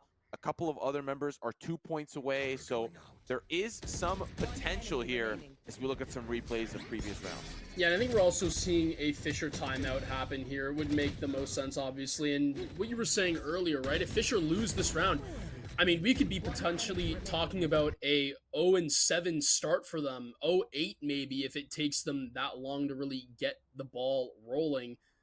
But at minimum, you know, it's just not looking good. Winthrop, they're doing a great job on their retakes, and it seems like Fisher, they're just kind of doing a little bit too much to force the play, in my opinion. I saw that happen on C long, that we saw it earlier. They didn't have that ISO wall, yet they still tried to really force it with the double stack on the double tap. It didn't work. Then we see it happen on B again, right? It just feels like there's just a little bit too much going on. They're trying to play a little bit too coordinated almost, and I think they're getting a little bit tense, and it shows in their play style. Yeah, waiting for a perfect moment is never going to come in a game like Valorant. But for the first time, Fisher looking to meet the metal to the steel here, looking towards A, and that's where Winthrop has played consistently. They walk up Garden, or they walk up A long, or they walk up A short. They never go down C long. They never play aggressive towards that side. They never play aggressive towards Garage. This is where they sit, and so Fisher already lost a player from Ali, peeking down short. He's still here. He's gonna TP to safety. Audio cue might be heard. Infiltrator still here. No tailwind available. Stuck in the corner. Infiltrator gonna be playing off him for contact. Operator Sogo gets sent packing the double stack. Cuz gonna come up with 2. And now Ali all on his lonesome. Kill contract available. This could be deadly for Winthrop. It could, but it just depends on where it gets popped, right? Obviously, if the Omen's not covering, the other players could just wait for that kill contract to go over, and then you're just sitting duck. That being said, the double stack, that surely won't be allowed to happen. So Fisher, slowly but surely, making their way up this A main, A long side. The kill contract goes down, and now the Omen goes with it. It doesn't even matter, because Ali just has the better shot, and you know, that's just tough. The Omen goes down. We've seen the kill contract used in the past on Haven yesterday, and a real big element for that was you would see the ISO just take their time, not even swing out. But in the scenario that you're in right now, you're not trying to take your time. You need to be the one to force the kill. You don't have all the time in the world, and you sure as hell don't have the positioning. The ISO doesn't take the time there for Cuz, and well, we see misfortune goes his way. So another setup has to happen now for Fisher, but they're kind of left scratching their heads as they definitely don't have the economy to really show any bite back. They are selling fakes towards A, and I think Winthrop a little bit wiser to that, and early looks, moves, finds the pick onto Cuz. They'll have to back away. One player towards Garage. Nazi playing contact towards there, while Ali has already fished out the extremity. Now the rotation's likely not going to be going down long. A pick off of Nazi might give them the confidence they need to push forward. But still, Fisher, kind of like sitting ducks a little bit now, going to be looking towards mid. And then moving fast, caught by the tripwire, is going to find one at least flashed out. Not able to convert onto Sogo, who's going to pick up a weapon off the flash. Now, 1v3, quick shots from Infiltrator, the shorty in hand. And that will be all she wrote, but it's moves. Steals the kill. And again, you know what, Winthrop, they're just kind of letting the plays come to them. They're just sitting back. They're doing a great job, almost reminiscent of how, if anything, Fisher was playing on Lotus. They were doing a good job of just halting the pace when they had Sogo on that solo A hold. And I'm seeing very much the same, I guess, play style from them here, and it's working out for them. Fisher now mostly on a on a force buy, and this is a huge round for them to finally get on the board. But again, you're putting yourself in situations like this all the time right now. If you lose rounds like these, you're going to be seeing yourself drop 2, maybe even 3 off the backside with them. Sogo jumping through the smoke, but it doesn't matter. Infiltrator and an op, name a better combo. Pick up the 4th, no, just barely. The repeat is actually going to get shut down by Blast, but I don't believe aware of the flank from Ali, and that should spell the end for Fisher in the 7th. Yeah, it's going quite well here for Winthrop. Haven't dropped a single round. Just great defense. And I think for Fisher, we're highlighting some hesitancy, right? I know the economy hasn't been great every single round. It's kind of the nature of the beast when you're dealing with economy in general. And it's going a little bit rough. We've looked C, we've looked B, we've looked Garage, we've looked A short, we've looked A long. We've tried everything. Despite the fact that Winthrop are playing at a disadvantage round after round on the extremities, they're ending up with crazy kills. Yeah, it's just hard, right? It's a tough situation, but sometimes it's how the cookie crumbles. That being said, it's going to be Blast who gets the job done, at least for Ali, but now there's a lot more that Fisher have to do. The drone goes out, and it's actually going to take a few bullets that would have probably connected to Blast's head, and in doing so, the swing out happens. A decent one-tap, though, from Nasi. The flash goes through, full blind going to potentially happen if anyone swung out, but no one did. And now because of that, Fisher, what do you do from here? You've baited some good utility out, but now do you reconnect through A main? It doesn't seem like that's going to work out for you. Nasi is just running the circuit from here, running the show as Win finally shuts him down, gives him the old, I guess, shepherd's hook away from the stage. But Sogo still has a lot to work with here. 2v2 scenario, but the question remains, when are they going to crash site, and how are you going to deal with Infiltrator on this angle with the op? Yeah, it's going to be up to Sogo. One enemy remaining. Now, of course, overwhelmed from above its moves. Does find the pick. And despite the fact he had two players, look at him, 13 seconds left. Fisher, this is the closest they've been to a round win, and still 8 in a row here for Winthrop. An absolutely phenomenal performance. This is going to be an important round for Fisher. Hunter's Fury available from the shadows. Not really, you know, something that you use to initiate a fight, but can be helpful in a tricky situation. On this full buy, Fisher can still bring us back 8-4, but at this point, I think with how things have gone and how decisive Winthrop have been on the defensive half, it could be a tall task to ask for. Definitely is. And now, Fisher, you just got to kind of make the best out of a horrible situation, but rounds like these, they are the benefactors of what could be a potential comeback. That being said, it's a tall mountain to climb. Ali gonna raise the height of that mountain a little more, as now Sovalis is Fisher, and well, now they're just dropping like flies. Nasi finds 2 off the swing. Sogo and Blast to even up the odds, and this is a great ult here that should reveal positions. But that being said, there's not much you can do. I may have forgotten that Infiltrator still has that op in hand, and no one has been able to rid him of it. Yeah, nobody is safe in that instance. I think, you know, there's, you know, they did everything somewhat right. They hit that A site fast. They used the Hunter's Fury to clear out. They used it from the shadows. But I think for Momiji, I think he stays up there and he plays a little bit more of a lurking position. You have Blast who comes in from A link a little bit later in the round, and it's unfortunate for them that Nazi playing the off angle right out into the A site once they get that spike planted. Cuz and Momiji, who joins him, end up both getting wiped. And it's just an unfortunate result. Now looking through Garage, you're going to have Infiltrator and Moobs waiting on the other end. And again, Winthrop just reading this like a book. Fault line to slow them down. Now the smoke to follow up, spraying through the wall. They can't even open the door. Now they try to push through.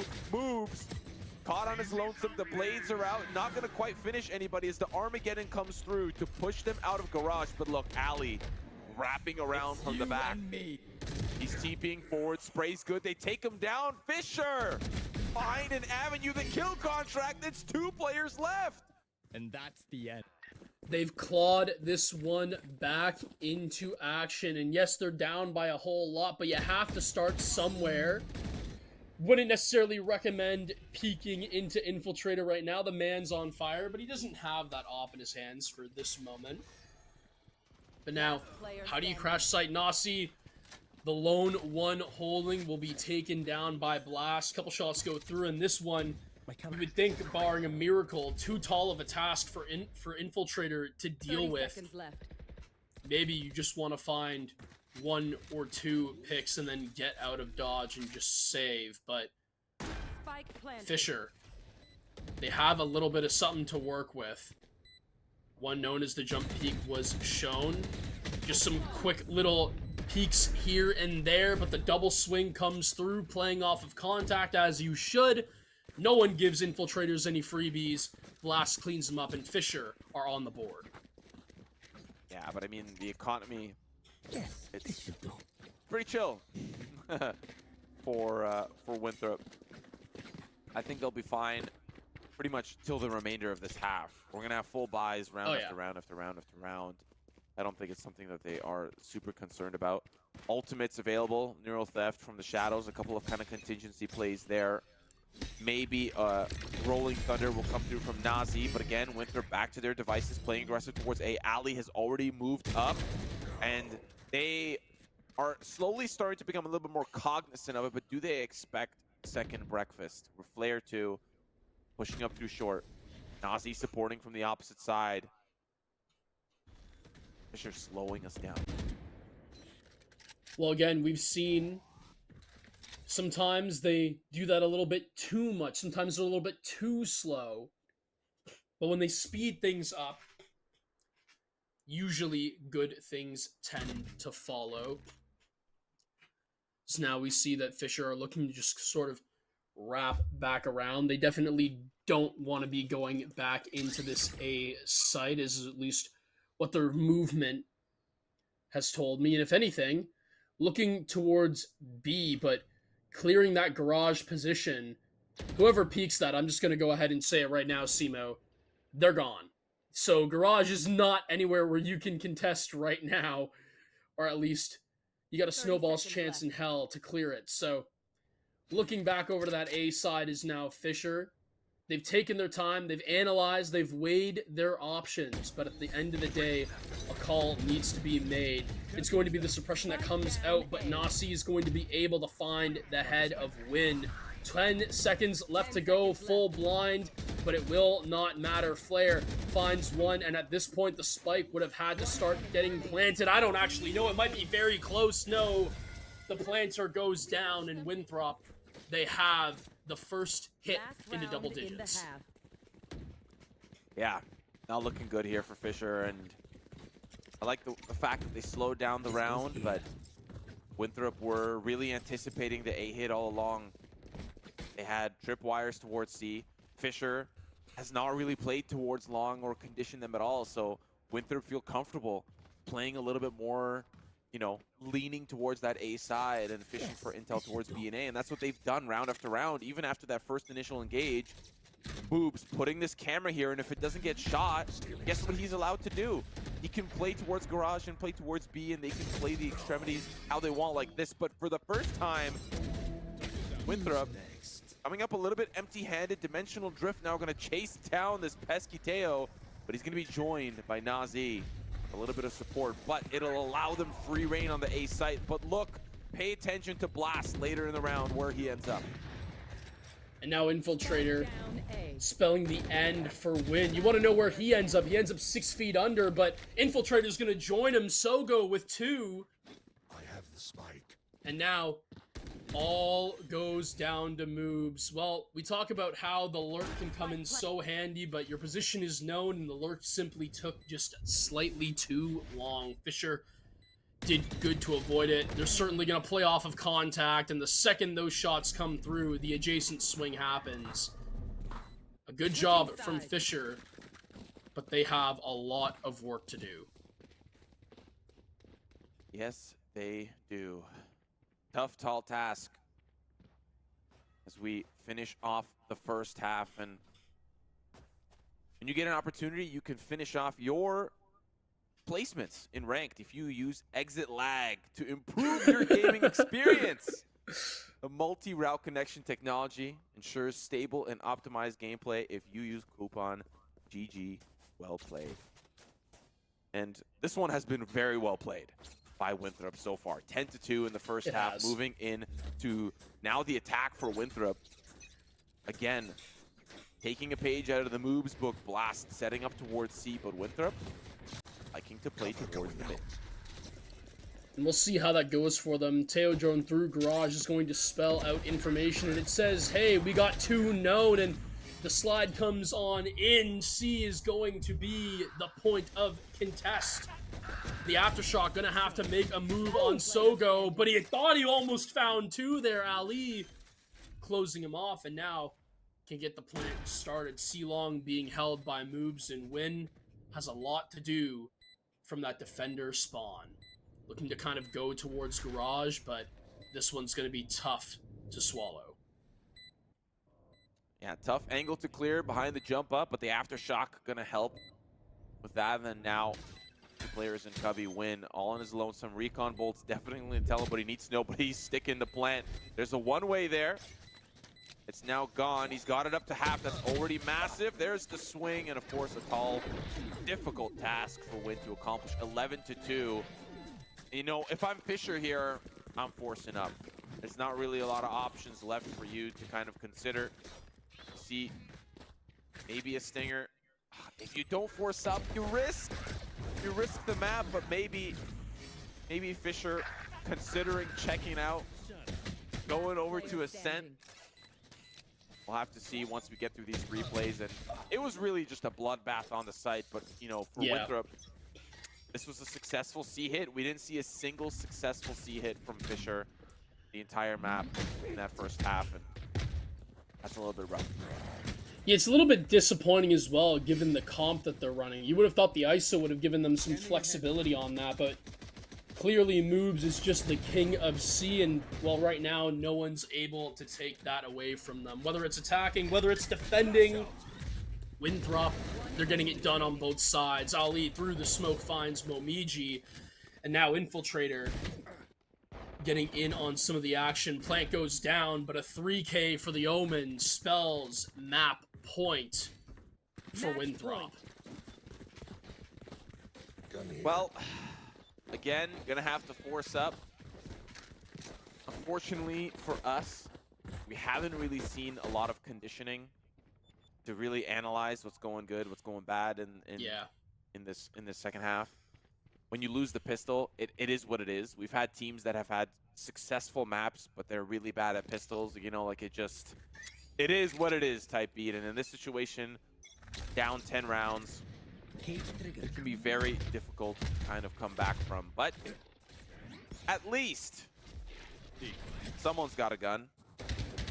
And it's Sogo here with the Bulldog. There's the Ares as well on the opposite side. They have some range. Portal closed. What they do with it will kind of depend. See, did you hear the teleport? Oh man, it was just rough shots there from Sogo. You know, you were gonna say he's got some range, and well, we'll see if it really is Fisher that play through their Yoru on defense. We'll see how that works for them, but probably the beginning of the end here for Fisher. Winthrop spiked down on A, the fault line burning some time, and hopefully Nasi can gain some ground off of that. It's going to be Infiltrator that swings out, finds Cuz, and Blast able to get the re-trade back onto Ali. But now this is all time gone down the drain, and moves! We call him the Lurk God, the Flank Master. And he finds 3 off the back of B. As Winthrop send us to map 3. Yeah, that was about what we could expect for the second half. You know, 10-2 is a little bit of a rough comeback to facilitate. And yeah, that first half, Winthrop was doing a phenomenal job on the defense. But I think also to add insult to injury, Fisher College were really struggling to be decisive on their attacking half. I kind of expected a little bit more, especially when you have a Yoru on the deck. You can definitely play way more, I would say, strategically and way more intelligently, considering Yoru can be quite the disruptor. And kind of near the end of that first half on Fisher's attack, we saw the Dimensional Drift actually get a lot of value, pushing them off of the A short play and really getting a lot of space on the A site. If you're able to completely flush out, you know, the defense from the A site with a Dimensional Drift, because they don't know where the Yoru is going to end up, and you don't know where they're coming from, they might just completely give it up. But we saw that kind of a little bit more to the end, and not that Dimensional Drift is supposed to be the saving grace every time you have that ultimate available, but using the Yoru to really play a little bit more strategically, because they weren't really able to find a lot of great answers for the hold that Winthrop had, and it was a telegraphed hold. Light on C, Infiltrator was playing Garage towards B. Maybe sometimes they walked Garden, but most of their efforts were holding down the A site, and worked for them. Yeah, you know what, again, it seems like Fisher's worst enemy, minus Infiltrator with an op, is just the timer. It seems like they can't make that decision quick enough. We saw on Lotus, those decisions, you can afford to make them quickly when you have one link immediately from the A to the B bomb site, right? Immediately from A main, you can make that quick decision. In Haven, you don't have an easy transition like that available to you, at least unless you want to really just take some open-ended gunfights that aren't going to go your way from the defender's spawn looking in. So you don't have that luxury that you did on Lotus. And I think it really showed, because transitioning from site to site, Fisher, they were a whole lot slower. Their tells were able to be seen from Winthrop, and it was just ugly from the get-go. And if that's how Fisher plays on attack when your sites aren't close together, man, I am very worried for them on Ascent. Yeah, just a little bit of a tougher look, and if you look past in the history, Fisher beat Winthrop on Haven in map 3 of the upper finals. They lost to Winthrop 17-15 on map 1 of the grand finals. Like, they're not supposed to be a slouch, you know what I mean? This is not really supposed to be the outcome that I think we anticipated, but ended up being a toss-up. Let's have a look at statistically where our players ended up here for Fisher and Winthrop. Of course, everything should kind of point towards Infiltrator, who I think had a fantastic game on the Jet, and especially with that op, he definitely cooked. Yeah, I mean, that definitely goes without saying. It was really just, the proof was in the pudding. Infiltrator was nothing short of fantastic. I really liked what I was seeing from Ali as well. We got to see a little bit of a moves flank masterclass at the end there, just for funsies, but you don't have to force the play when you're up against a team that's forcing for you. I feel like Winthrop were doing such a good job of just sitting back and letting Fisher really dig their own graves the longer rounds went on.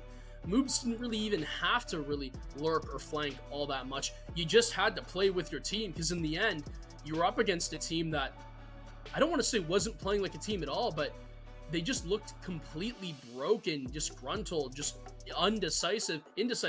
And I mean, that makes sense when we're talking about the economic advantage, but even when we're talking about the rounds that were on force buys, yeah, obviously there's that pressure of, okay, if we lose that round, you could be letting 2, 3 go down the wayside. But at the end of the day, in those rounds, those key rounds, you're on equal footing. You have to make something happen there, right? So at the end of the day, Fisher on their force buys, they just weren't able to convert, and we just started to see them slip further and further down the game, whether it was mental, whether it was literal tangible assets that they were losing. It is what it is. Winthrop, they were able to just be the better team, and we head to map 3.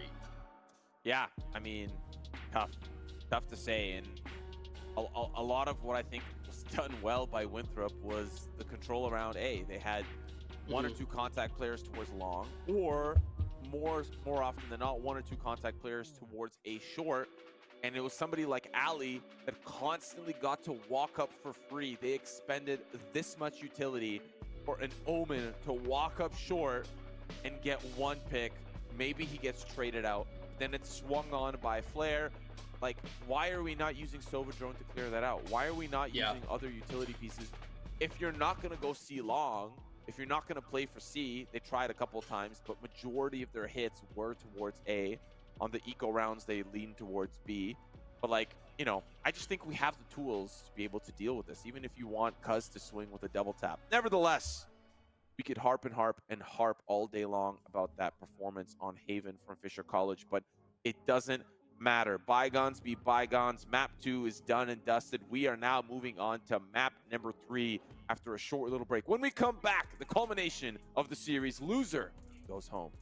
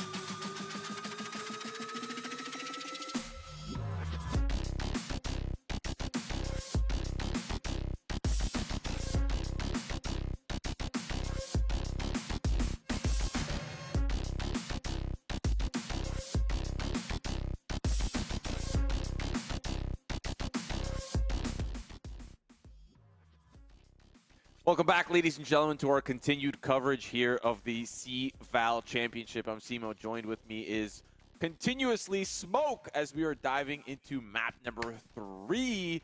We've had Lotus, we've had Haven, and now everything culminates into Ascent. Loser goes home. Smoke, how have we been feeling so far?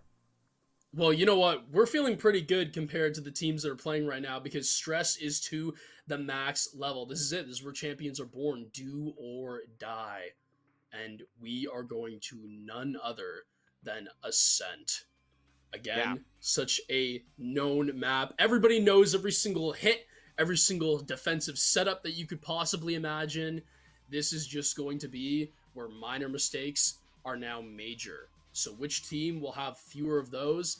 That's who's going to come out on top. Between Fisher, Winthrop, who knows? But Winthrop, they have momentum after getting absolutely embarrassed on their map of Lotus.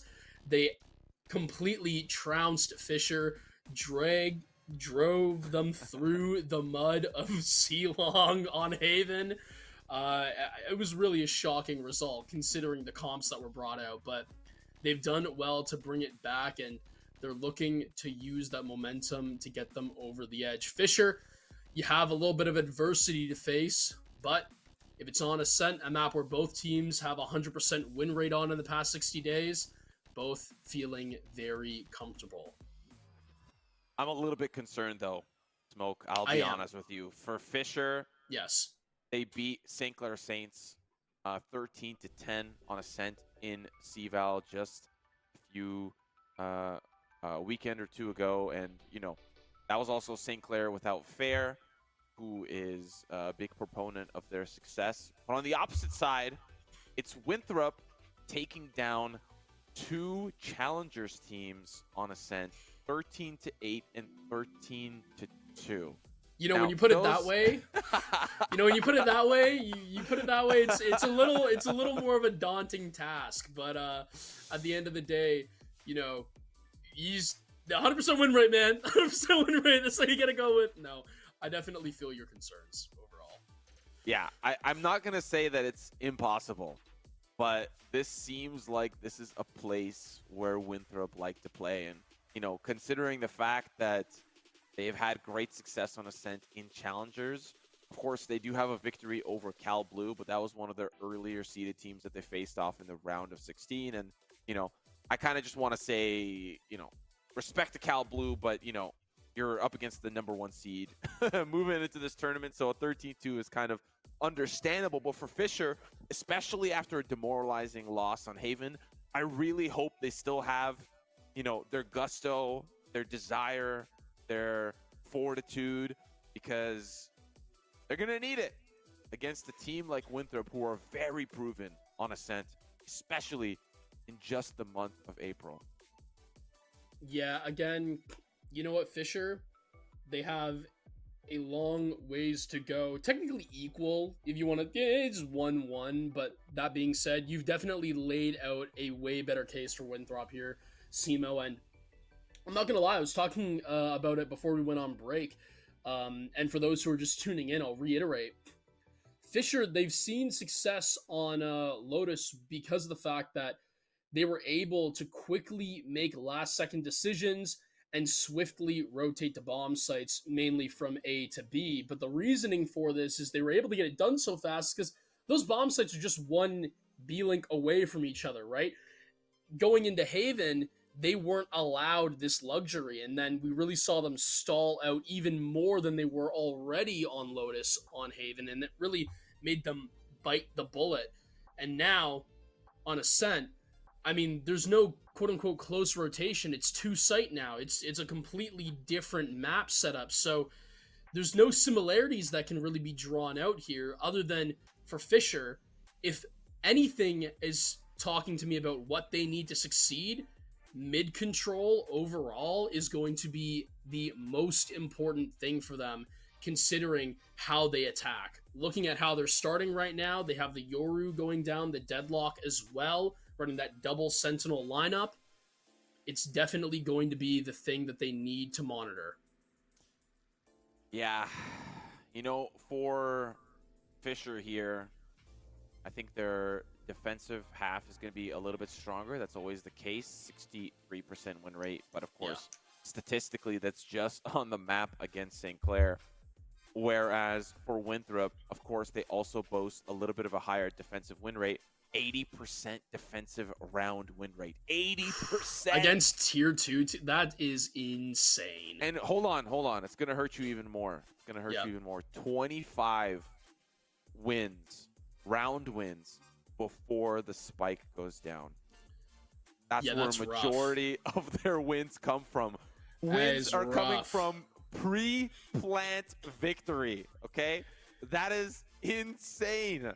That is just mind-blowing to me. It makes oh man, I was gonna say, it makes me think that Cal Blue didn't do the research on them. Maybe the reason why we haven't seen Winthrop play a whole lot of Ascent is because the light bulb is going off in my head. It's probably banned against them a whole lot, considering the stats and facts that you've just laid out here. But that being said, how Winthrop plays on defense, we can tell, obviously, 25 rounds won before the spike is even planted. That means that they usually like to play it a lot more aggressive. They don't like to sit back and let the attack come to them. And they're certainly not ones to really play for the retake. What do you do, given Fisher's lineup, to sort of counteract that, Simo? Yeah, I mean, it's definitely a tough ask. What you have here developed, you've got the Yoru, you've got the Deadlock, you've got the Sova. You know, I think it's not really a matter of what agents you have. I mean, that does play a factor, but when you have, I'm going to imagine Infiltrator peeking mid or Cat and just finding an early pick with the op, like, you know, there's two things that you could do against that. You can obviously smoke off those angles, or you could play aggressively off of them and flash. Like, likely the better option is to just smoke off the angles and hope for the best. If you smoke off mid, but he peeks Cat, well, you know, you took the 50-50 and you lost. So I think, you know, based on what we've seen in the series, I think one thing is clear. There's nobody on the Fisher roster, as it currently stands, based on 2 games. I'm not talking about stats that I've developed in preparation for this match. Just the 2 games that we've had. There's nobody that is there to answer Infiltrator. He's playing Jet this map. Lotus, he played Neon. Okay, fine. There's not really opportunities to op on Lotus. It's not really, maybe there is, but it's not something that both teams use at all. Once we saw Infiltrator on the Jet on Haven, there was nobody there to answer him. And he's going to bring it back. He's on the Jet again. He's going to run it back. Op mid, op Cat. What do you do with it? You use the utility you have to deal with it. You smoke him off, and you have to play around that conditioning. If they had somebody to answer, then I would say it's a Jet v Jet. But they don't have that. What they've opted in is obviously for the Yoru. That's their main duelist. That's it. That's who's there. Yoru's not really, you know, no disrespect to Cuz, but I don't think we've seen him on the op really at all. So it's not really something that I think I'm just going to see whipped out in the 3rd map. Maybe, maybe not. But that's my logic, right? You know, maybe I don't know Cuz well enough to, maybe I'm not familiar with his game. You know what I mean? Maybe he's got that op in the back pocket, but right now, this is a chance to prove it. If you can't deal with him, use the util. For the love of God, use the util.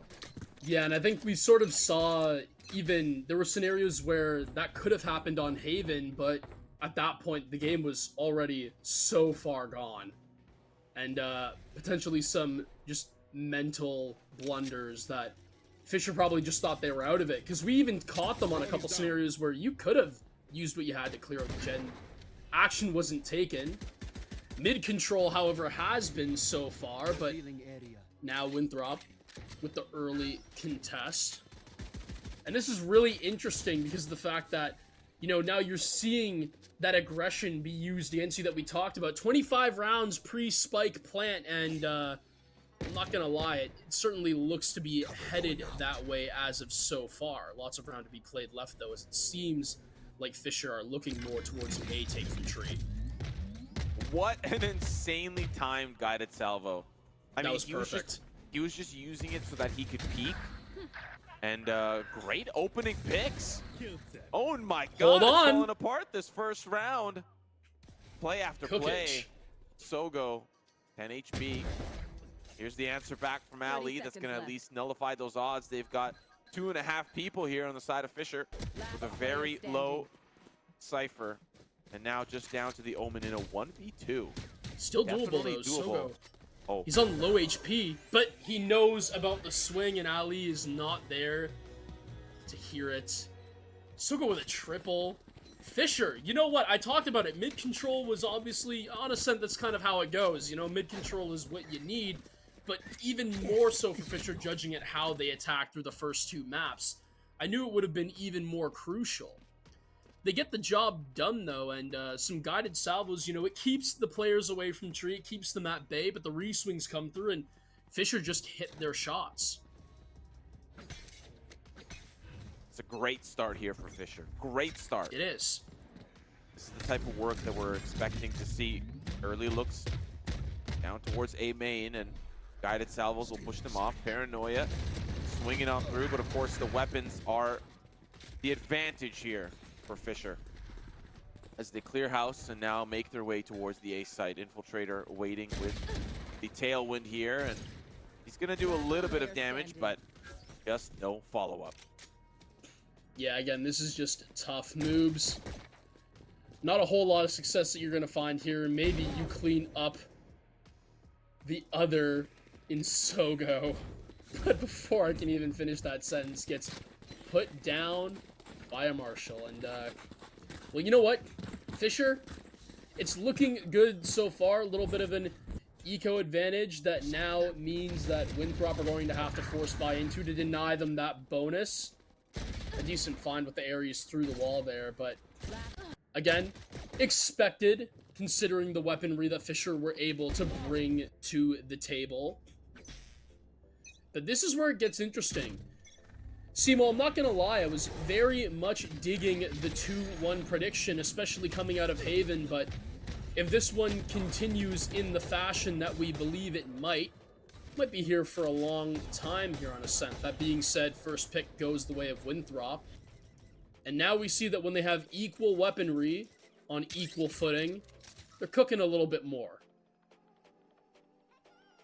Yeah, still the Odin actually coming out for Nazi, and makes sense. He's just doing the jump peek from mid, watching out for any movement. They've got moves locking down the B side, and it seems like Winthrop going to play through A and Cat and mid, leaving moves kind of all on his lonesome towards that B side pretty consistently. Looking at action here, sprays coming through, and Paranoia will push Fisher back. 40 seconds left on the clock, and one thing we were critical of is their indecisiveness or slowness to move, and I'm starting to see some of that now. Yeah, you know, it's really showing. 30 seconds left. You just don't take action. Eventually, Winthrop's just going to start holding crosses, and gunfights are not going to be to your advantage anymore because you're not creating space. The net goes down to try to clear out the Heaven position, but it doesn't happen. Gets sidestepped. An Infiltrator and Winthrop, for that matter, they just have a feast on the final 3 from Fisher. Have denied the bonus and now have equaled out the economy, looking a lot better, if anything, actually, for their case.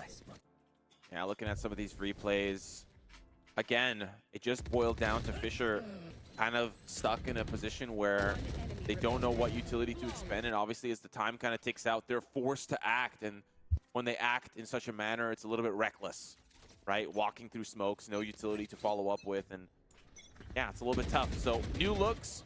They're going to fake some intel towards A, but really, they're going to be working the B main angle. We'll see how Moobs survives this onslaught. He does have Flare here to support, but look, Infiltrators already walked up mid. They are trapped in B main.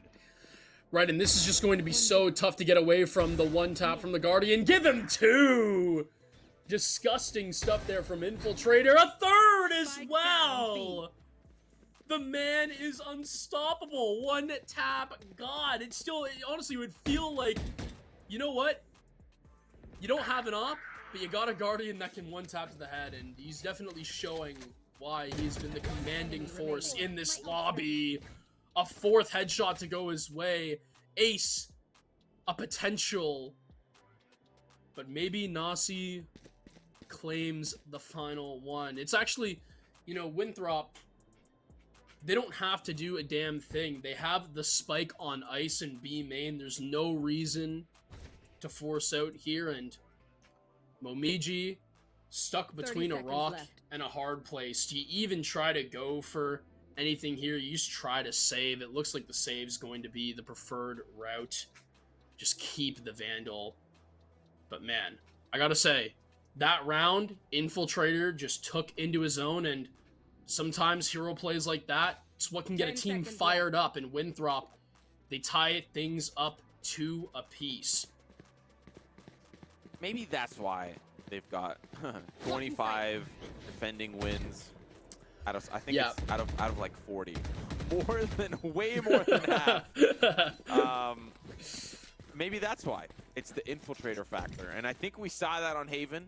We definitely did, looking at some of these replays, walking up through mid. Cat is smoked off. This man's going in raw. Like, no support, all by himself. What a commanding performance that round. But this is what I think Fisher should be extremely afraid of. Now the knives are ready. No economy. Well, you could buy the operator, but maybe you don't really need it that badly. But look, 2-3 split here for Fisher. That's a really good bolt lineup. It's actually going to just then show Ali's positioning through one, and now you have to think, Fisher, we've seen the indecisiveness in the past, but when are you going to change up? When are you going to bring the fight to Winthrop? Something needs to happen. And as this clock ticks down, it looks like Winthrop's advantage only grows. Gone is your Yoru and your Omen.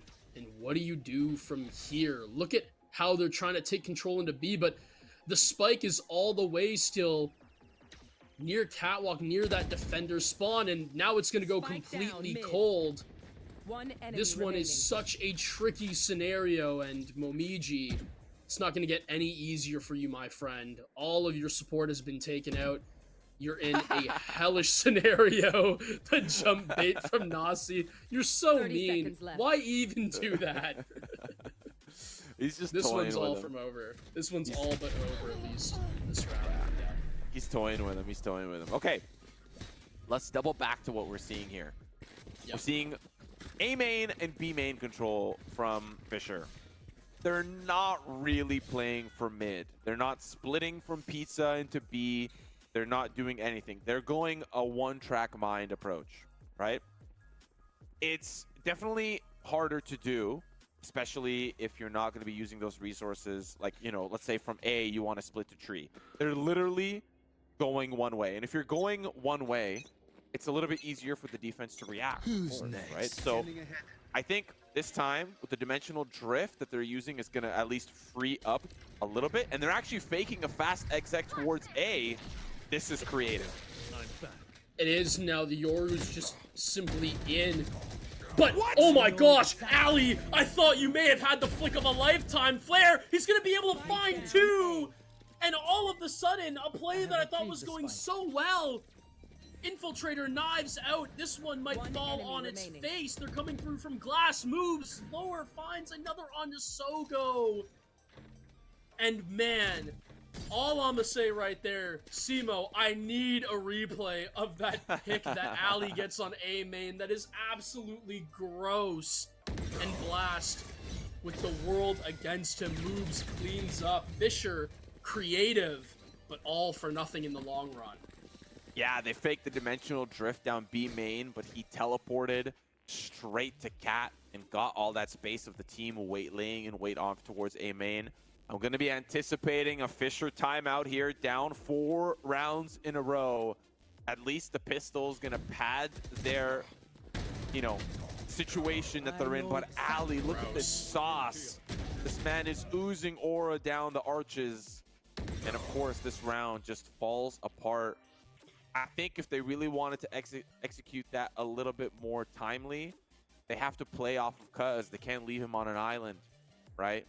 They Yeah. needed to be a little bit more coordinated. Goddamn, Infiltrator.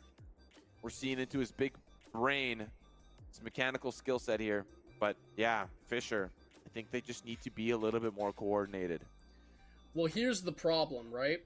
This is the first round where now we're seeing Infiltrator having the luxury of being able to afford that op. And now we start getting into the same scenario where, for Fisher, these are going to have to become the same sort of rounds that we see on Haven. It's going to be whether you can win your force buys or not.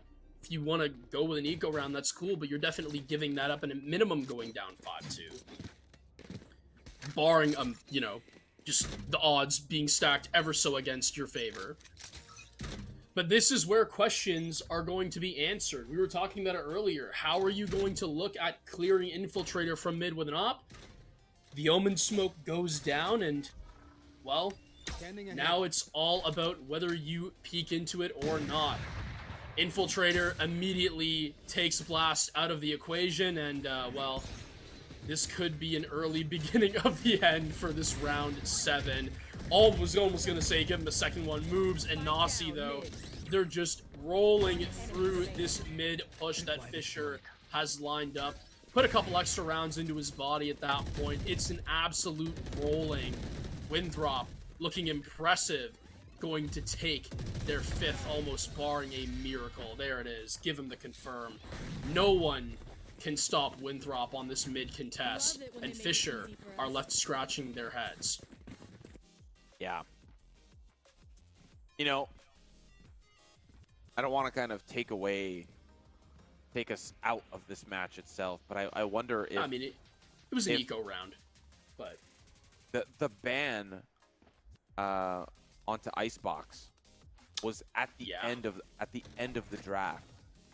I think if they prioritize Icebox over Haven, I think Winthrop maybe still end up, I don't know, maybe we end up somewhere else, maybe we end up on Pearl, I'm not sure, but given Winthrop Ascent, especially with how they've been playing this first half, seems like a massive mistake. But look, looking towards A. This could be the execute. Hunter's Fury to help out. Moob's gonna find one at least to start. But Infiltrator's gonna have to rotate fast. He's kind of one of the big pieces of the pie as Flare is gonna come up wide. At least a 1-for-1 trade. And now a 2v3. Finally, Fisher in the driving seat. Can they close out this round? Well, you have to burn some ults to buy you around, but that's definitely going to be something that Fisher hoped to be looking to do. That being said, it's still anyone's game, a 1v2 now. But Ali, we've seen him in these situations before. He's been able to get it done in the past, but Momiji, with the 3-piece, will deny him that pleasure. And we see there Sogo, a huge pickup there, able to now carry that off and dishing it off to Cuz. Massive upgrades there for Fisher on a much-needed round win. Yeah, and I mean, I think this is rightfully so. Hunter's Fury, not to mention something that I think we missed was obviously the Annihilation from Deadlock coming out. Yep. It really just secured this round. And I mean, obviously when you've got something like that, when you've got Utter Chaos and you have all these ultimates, of course it's going to work out in your favor. I'm going to need to see more like that from Fisher if I'm going to be, you know, convinced that they could take this half, or at least even this map. I'm going to need to see more.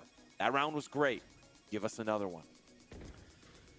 Well, again, you know what? We have an op versus op battle potentially that could happen. Sogo wasn't the one with it, but he's gone down out for the count because now it's your turn. This is massive for Fisher as they take down Infiltrator, and now they have a second op, if they so please, at their disposal. Gun swaps go through, and now Fisher, this is your time. You have the info. You've cleared out Heaven. Make a move. You need to blast onto the site now. Not that they know of it.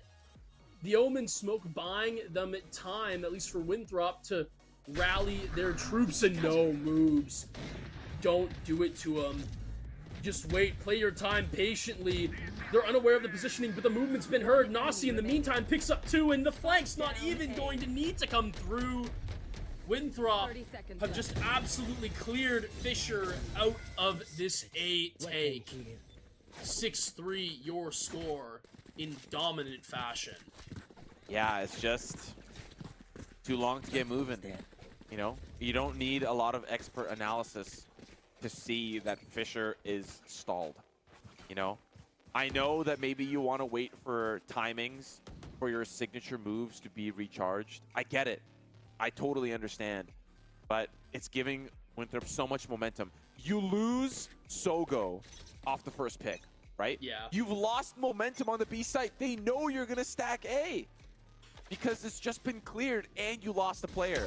So, you know, they need to, maybe that wasn't the shock dart that he wanted it to be. But you get what I'm saying? Like, you need to play off that. You lost the momentum. So I'm hoping that Fisher realized this as we're looking at a B hit here. Now as the Yoru clone goes through, Sova not able to take the bait even if he wanted to, because that dart goes through, and that will be able to expose Cuz. Wallbangs to come, and now multiple people a little bit wounded, or, well, no, it was really just moves you took one, but Blast could have a potential play here, but no! Peeking up from the depths, Infiltrator with the shorty, finds another on the op, don't give him another! Oh, Momiji with the double headshot on the Sheriff, but Flare finally clears him out, and now Sogo left in no man's land. The shock dart on such low HP, able to take him out. Fisher, you know, Momiji almost bought them a little bit, a glimmer of hope, but just as quickly as we saw that glimmer shine, it was taken away just as fast by Winthrop. They claimed their 7th. Again, they, you know, maybe it is the comp. Maybe it is the comp. Maybe they don't feel they have the tools to break into a site. Like, how are they clearing the site? A Tejo would just throw down some salvos and they don't have a choice, right? They have to clear the way, right? And, you know, I don't really know what you would want to swap within this comp, but what they've got here is definitely not helping them because they get stuck. Like, they've gotten the spike down once. Once! That's a problem. Right, I mean, for Winthrop, that's just adding to their pre-spike defensive wins on rounds. That's still just so gross, and it really does show here why that is. Sovadrone will be able to, I'm sure, see the omen, but dropping down from those mid boxes is now Fisher. They seem to want to go to A, and I mean, you spoke about it earlier. I think Fisher's problem right now in terms of the comp they're bringing is they don't really have anyone to move Winthrop around. You dodge a Sova recon dart, and I mean, other than that, there's literally nothing you can do minus a Sogo Cypher ult that's gonna make Winthrop really move and get rid of these power positions and stay away from that, right? Whereas the Tejo, it slows, it stalls, and on the attack, you're going to see it move Fisher out of position. The only thing that's moving Blast is a 50 cal through the midsection. He's gone. Ali takes one down on Cuz as well. And man, Winthrop, they just continue their streak of rolling Fisher. 10 seconds left. Yeah, Momiji. He's going to find some consolation prizes, though, at least on the way out. But, man, 8-3. It is not looking good here. Things are falling apart for Fisher, at least in this first half. What do they have to work with? Another annihilation. And again, yet another dimensional drift. This could be the ticket to at least bring us to an 8-4. Make those odds a little bit more easier for you moving into the second half. 9-3 would be a little bit more difficult and a little bit less manageable, doable, but got the ultimates, use them. Yeah, again, you know, you really have to, but looking at the weaponry that they have right now, they're at a significant disadvantage. At minimum, they need to get this intel. They know about the Cypher's positioning and they've cleared market, but as quickly as that's happened, Infiltrator should now hear that teleport and should know about that Yoru's positioning. Dart goes down to Momiji. The swing comes out. Cuz finds one, but Infiltrator finishes off Momiji as seen before. I was going to say he's in a dangerous position. Gunfights go down, and Nasi's going to be able to clear out Cuz. And I believe we are seeing the beginning of the end. Infiltrator takes one out with the knives. Flare cleans up with a double on the end, and Winthrop 9-3, a near insurmountable task for Fisher lies ahead of them. Man, tough position to be in for Fisher. Incredibly tough position, and you can take yourself out of a tough position if you get exit lag. Code GG Well Played will give you the opportunity to work with over 2,000 games to improve your performance in the lobby. And right now, Fisher's performance in the lobby is suffering. Moving on to the defensive half does boast a little bit of a better record, but that's just how Ascent works, right? It's a difficult map to attack, but for Fisher, it's been extremely difficult in that first half. If Winthrop win the pistol, that is a snowball for really scary things for Fisher here. This could be it. Now they push up mid. Where do they go? Man. Yeah, you know, I was gonna say, it really could be. It's just one of those things where now you're also talking about mental battles that face you, and Sogo able to find one and win as well. So they have the advantage. Maybe a start of something new, but the round is far from over. Nasi finds the trade at minimum when able to get that one back and try to equalize footing. Low health. This should be a free kill for Flare, and there it is. But the swing through mid, Momiji with patience could find two here potentially. Location, no, but the net goes down, and those two are going to have to be stalled out. Fisher, however, stuck between a rock and a hard place for Winthrop, and they were able to make advantage of that. Had the mid control, and Fisher, they take your pistol round. Hopefully the start of a bounce back for them. Yeah. Great play coming out here from Fisher. Calm, cool, and collected on the B-side hold. Winthrop were already up to their antics, but of course, it's still early to tell. I need to see more from Fisher. They need to start clawing their way back to give us a competitive series here. All missiles away. Early looks, Winthrop looking towards that A site. And of course, the deadlock utility is going to be way more impactful on this second half. Throwing down, of course, those grav nets and barrier meshes is going to slow down Winthrop's attack. It just seems like, again, Fisher, they're doing good with the advantages they have. They're letting Winthrop play to them.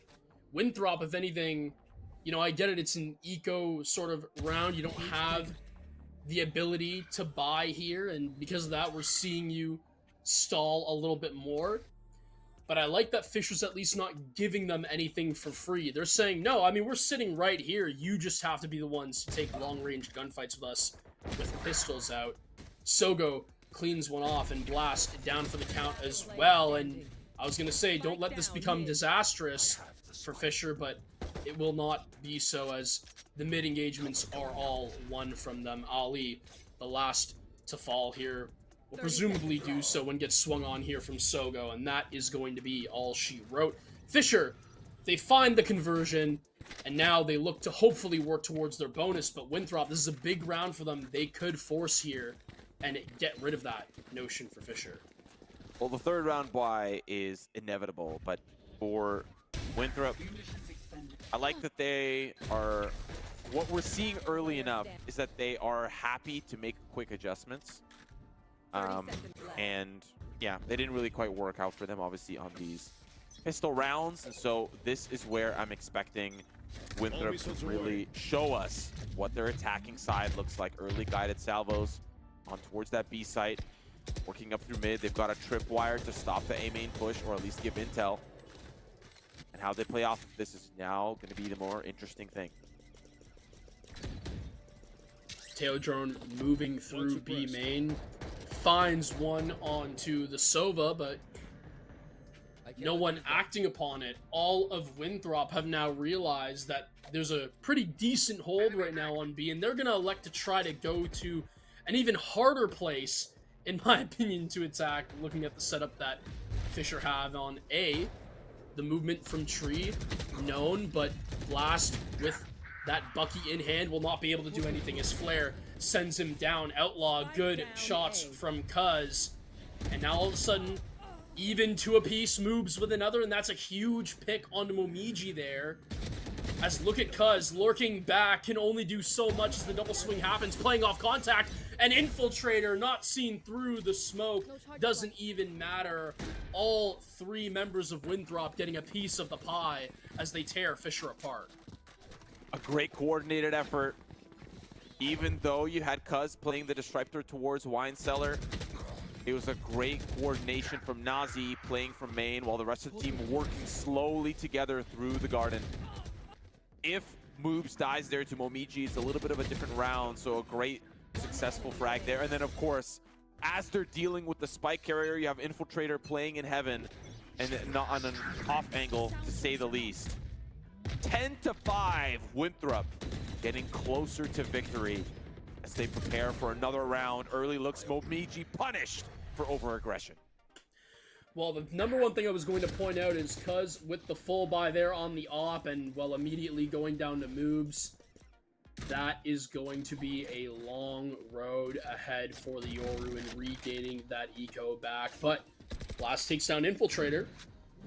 There's still a chance now, but Fisher, they have to be the ones to react. Winthrop, they have the spike down, they have their crosses held. Pressure needs to come in through tree, but Simo, I don't know how successful that's going to be. Almost a 3v3. They're leaving the weakest member from Winthrop on the site itself. Yep. He's got like 5 HP, and Fisher decide to save. Oh my god!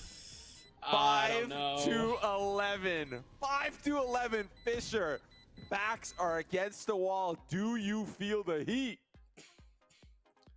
They're definitely feeling some burns. The soles of their feet, they're getting hotter. The palms are getting sweaty.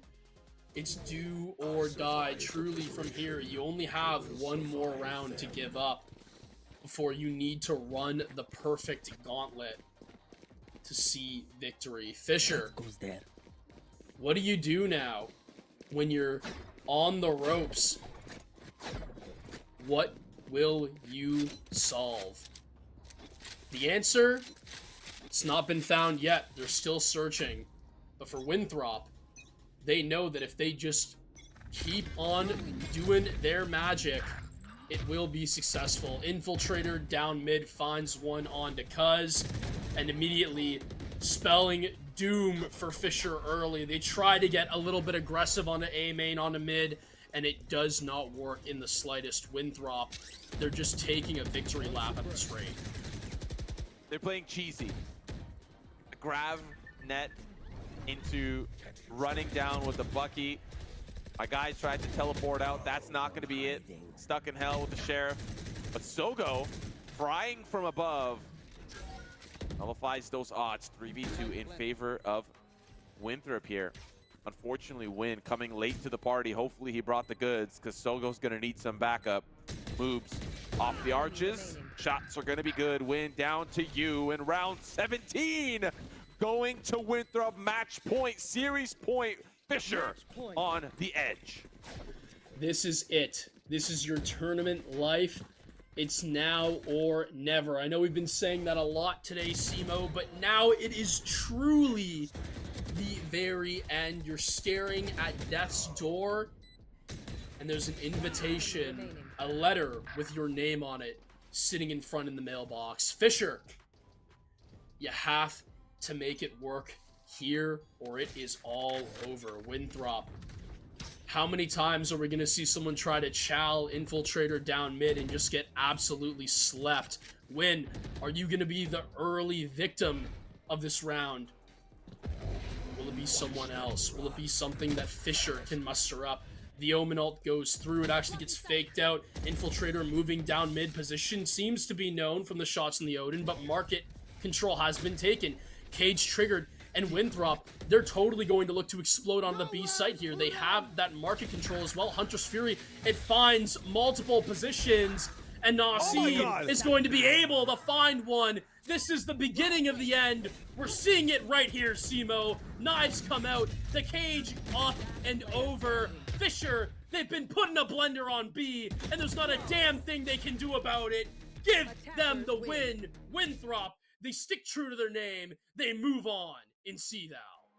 What an unfortunate big loss here for Fisher. Winthrop came to show up in style.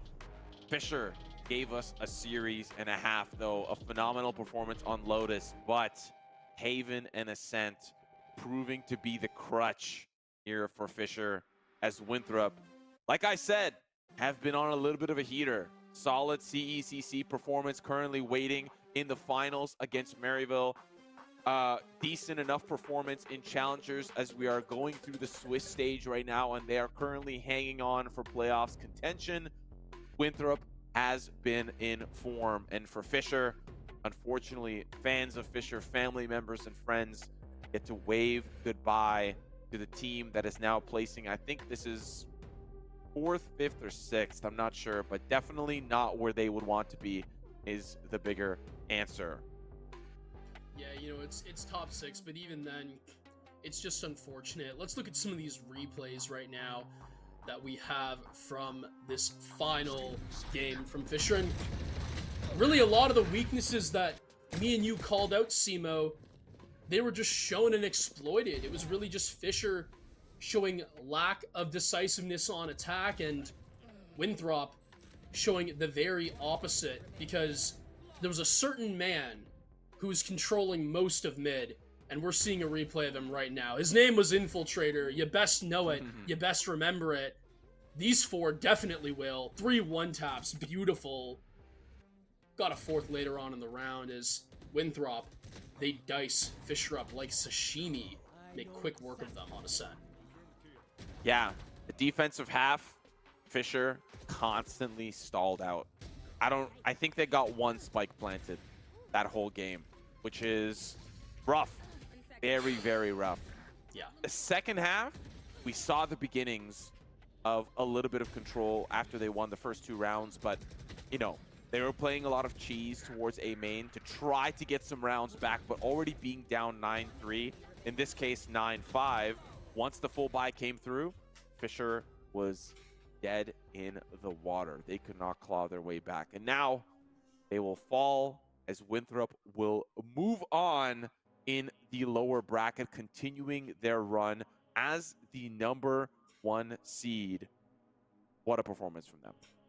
It is. And I mean, you really got to tip your cap to a bunch of different people right on this roster. We saw also just the actual just determination, right? The adversity that you had to go through early on. Lotus, a map that we thought was going to be a given for Winthrop, thrown completely to the wayside. An utter complete throw, in my opinion. But then comes Haven. You strapped up your boots, you put on your vests, and you were ready to put in a good shift, and well, you guys did, right? So immediately domination, 13-2 if I'm remembering that right, and then moving on to Ascent. Well, we kind of just saw the same things that we were picking up from Fisher. Their weaknesses from the first 2 maps, they followed them. It was lingered into the 3rd, and it is what it is. The story was just the tail of the tape. Fisher's indecisiveness and lack of decision making when sites were close together. That's just kind of how it coins out to be on the attack. And Winthrop, they just took advantage of that. Infiltrator was absolutely disgusting. And speaking of Infiltrator, let's pull up those post-game stats as well. He was having a phenomenal series. The whole team did great on Ascent, but 19-9 through mid. The mid god himself. I'm going to start calling him that at this point, because anytime someone challenges him on the mid of any map, a long angle, does not matter. He has your name. He has your number.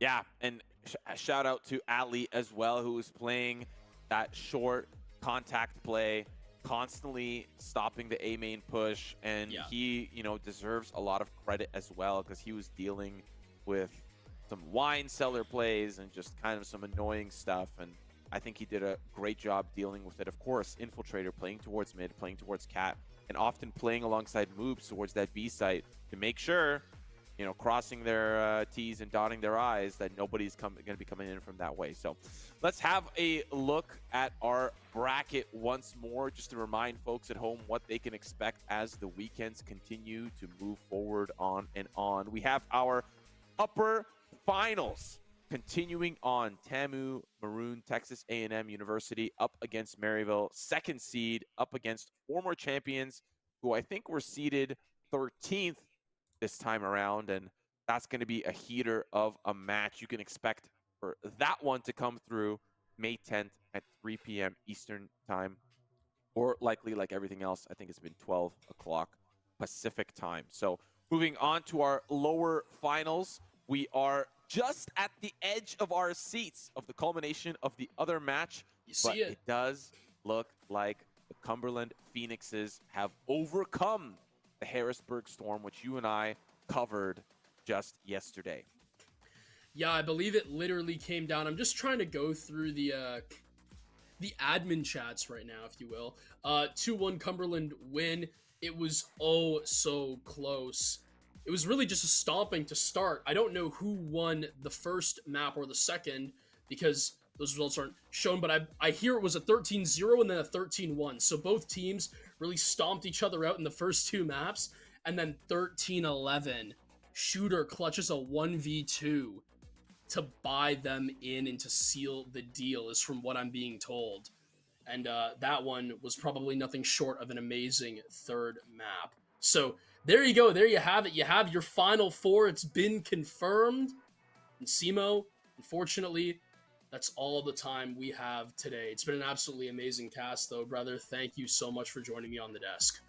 Yeah, it's been an absolute pleasure to cover Winthrop and Fisher alongside you. Thank you all for tuning in today. Thank you to our production staff, Adrian, Yusuf, Wallace. Am I missing anybody? All of our production team. I think that's everybody for doing a phenomenal job today. Shane as well, if I'm catching that correctly. We've got a lot of great staff doing God's work in the back as well. Smoke and myself, Simo, on the desk to bring you the action. Thank you to our teams for bearing with us and competing despite them being on the road for CECC Texas. Next week, Maryville versus TAMU. You don't want to miss it. We'll see you guys there. Until next time.